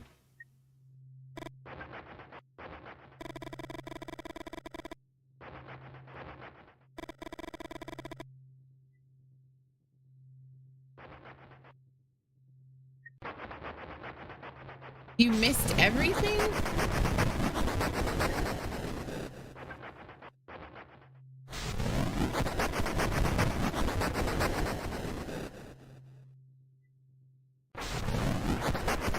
You were watching? I'm so confused. How did that work?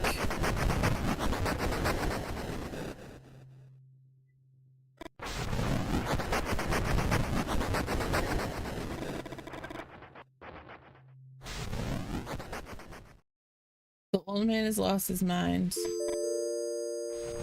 Chapter 10. How many chapters are in this game? Colt fires the Winnen's machine gun and you run as fast as you can. If you want to survive, you have to get away from there.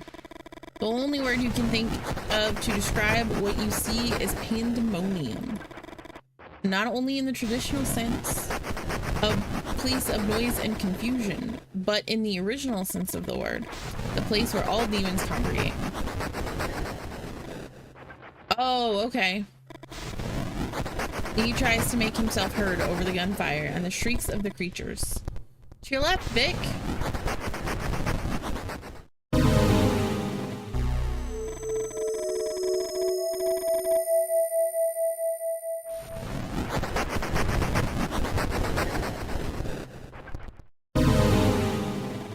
Oh my god.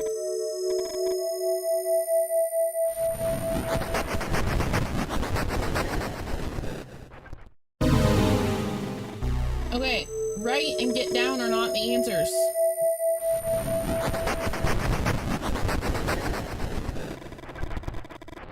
Feel jaws closing not far from your neck. Try to run faster. Get down. You duck down and feel the claws of a creature graze the back of your neck. It's a whole slew of them. It's a ton of... Yeah, hold on. Let me turn this down. It's a lot of Mothmen.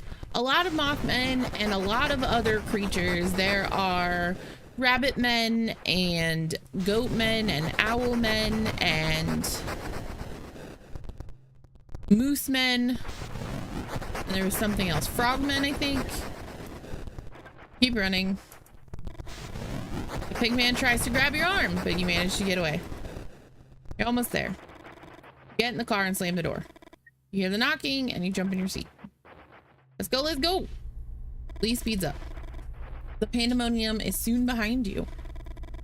You think about Lee's previous car. What a clunker. And even if you don't know exactly how Lee could get a car like this, you're grateful he did.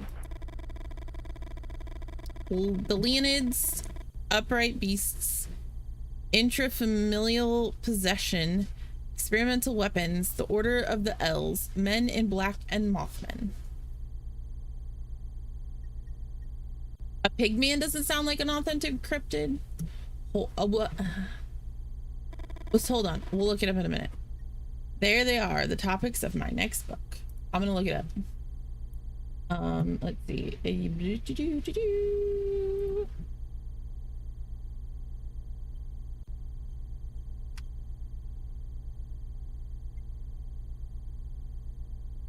Pigmen.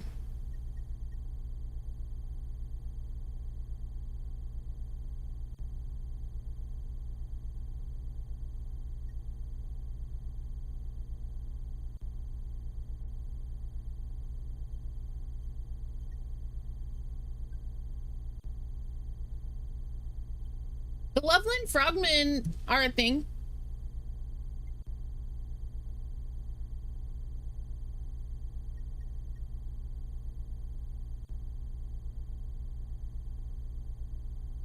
But there is a pigman.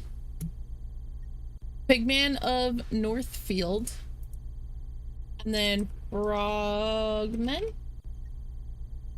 Or is it frogman? Yeah, it's the Loveland frogmen. There are frogmen. Owlmen. That one I didn't know about. Oh, Owlman is also... I don't know. But Owlman is similar to Mothman. 1966 wiki.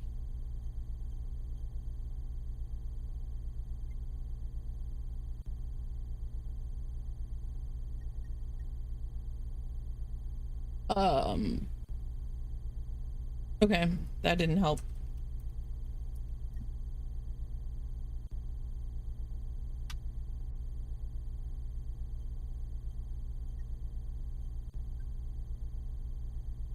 The story is spread across 10 chapters, so this is the last chapter.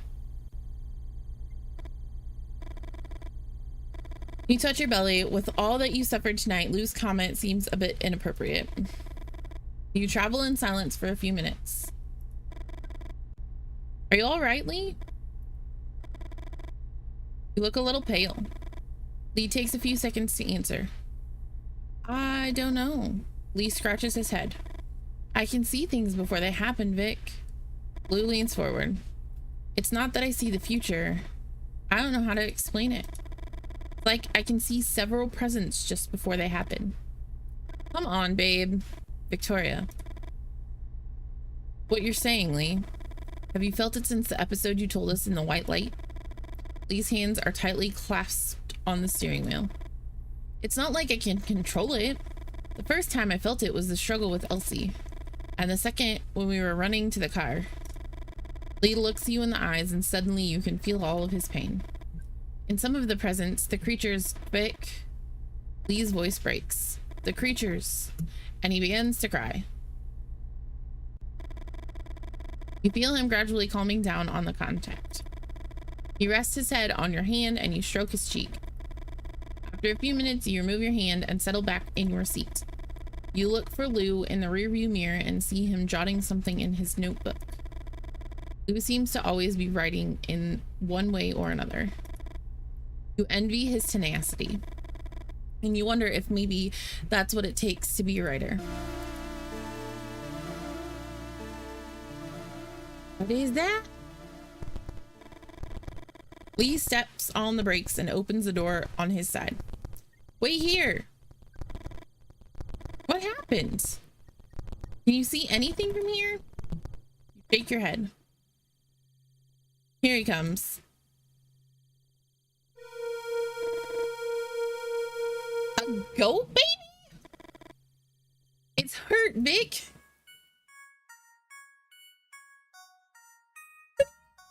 Oh my god. Although neither of you say anything, you think you know what you have to do. Lee kisses you on the mouth and starts the car. In the back seat, Lou clears his throat. I don't want to be anticlimactic, but the demonization of the god Pan Satan as a male goat. You know that there are records throughout history of bloody wars against goatmen, don't you? The end.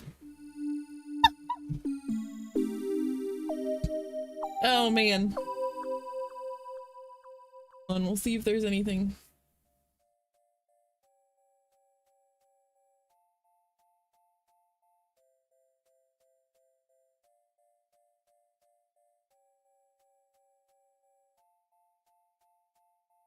That was that game.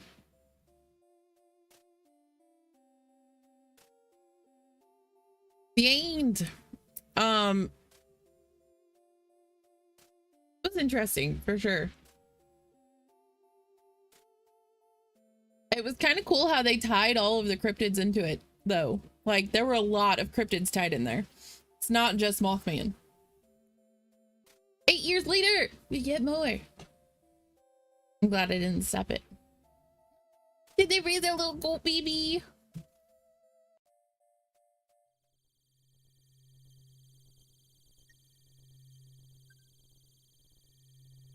Oh, it's the Men in Black.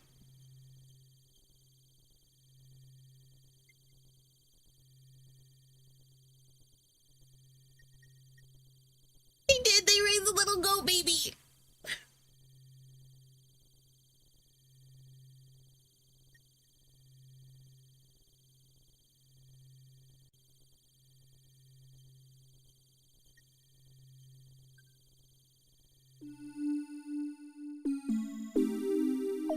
That's great. I love it. Okay, that was that game. I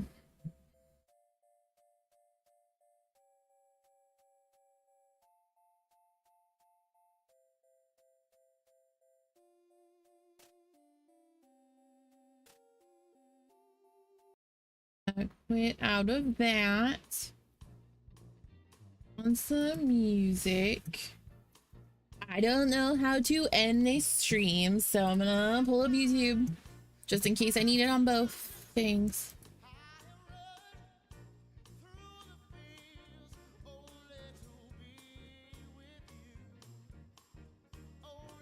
Only to be. Okay. So I haven't been streaming for that long. I guess it's been 2 hours. Yeah.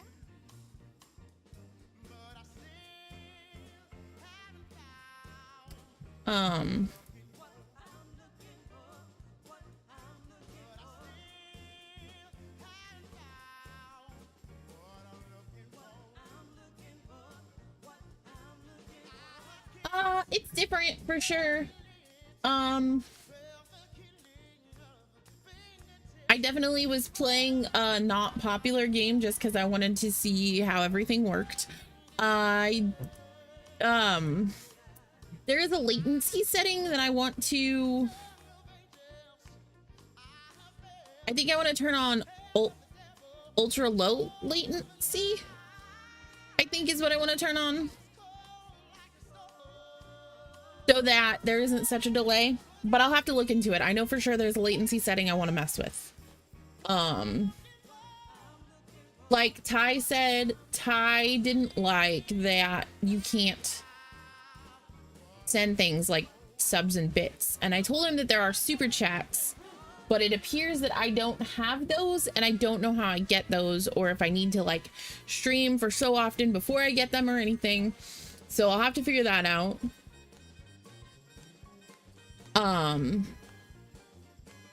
Let's see what else. I don't know if I need to make a list of the things that the words that trigger an emote on the emote wall, or if you guys just figure them out, and it'll be fun. I also need to, and these are all things that I need to do, like, just I haven't gotten to it yet. I need to set up my timers for, like, hey, I also stream in this place, or here are my social medias. I don't know, actually. Like, I'll have to look into YouTube's rules about advertising your other socials. I don't think they have rules about it, but they might, so I'll have to look into that.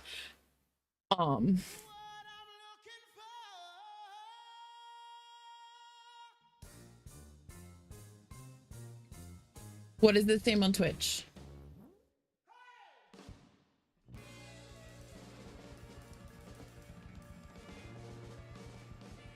The rules about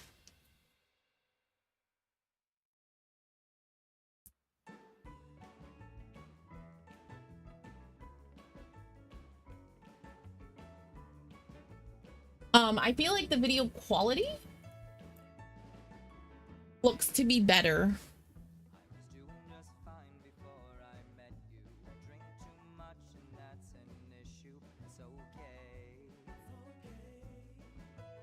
Okay, that you have to be affiliated. Okay. Yeah, I wasn't sure.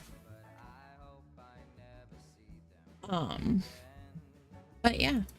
So it was fun.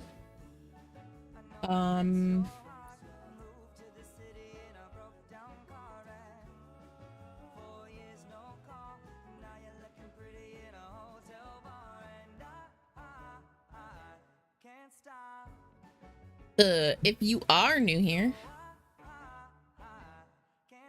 well, Ty, it's not bits, it's super, they're called super chats.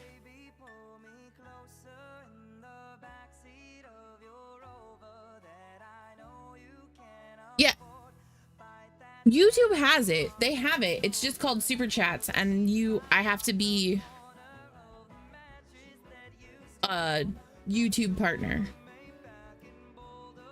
All right, so if you are new here, those are all of my social things.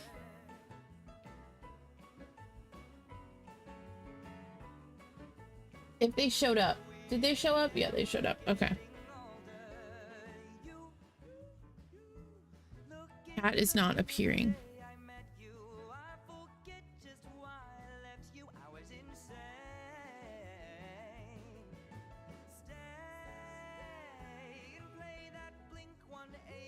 I don't know why chat is not appearing. Well, I just did. Yes, you can. Oh, wow. Those are... Ooh, let me fix that. Can I delete that? Oh, I can delete my own messages.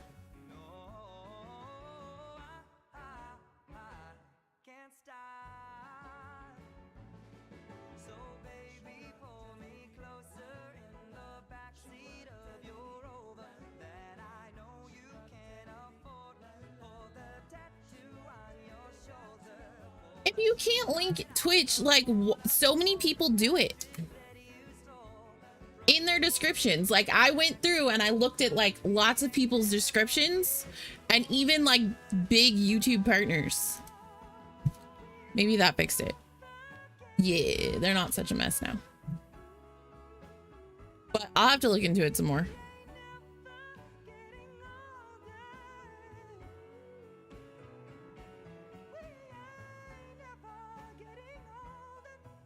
But anyway, so that is this stream. Follow me on all of those social medias if you want updates on things. And I'm gonna end stream. And then I think I can edit the stream and post it. So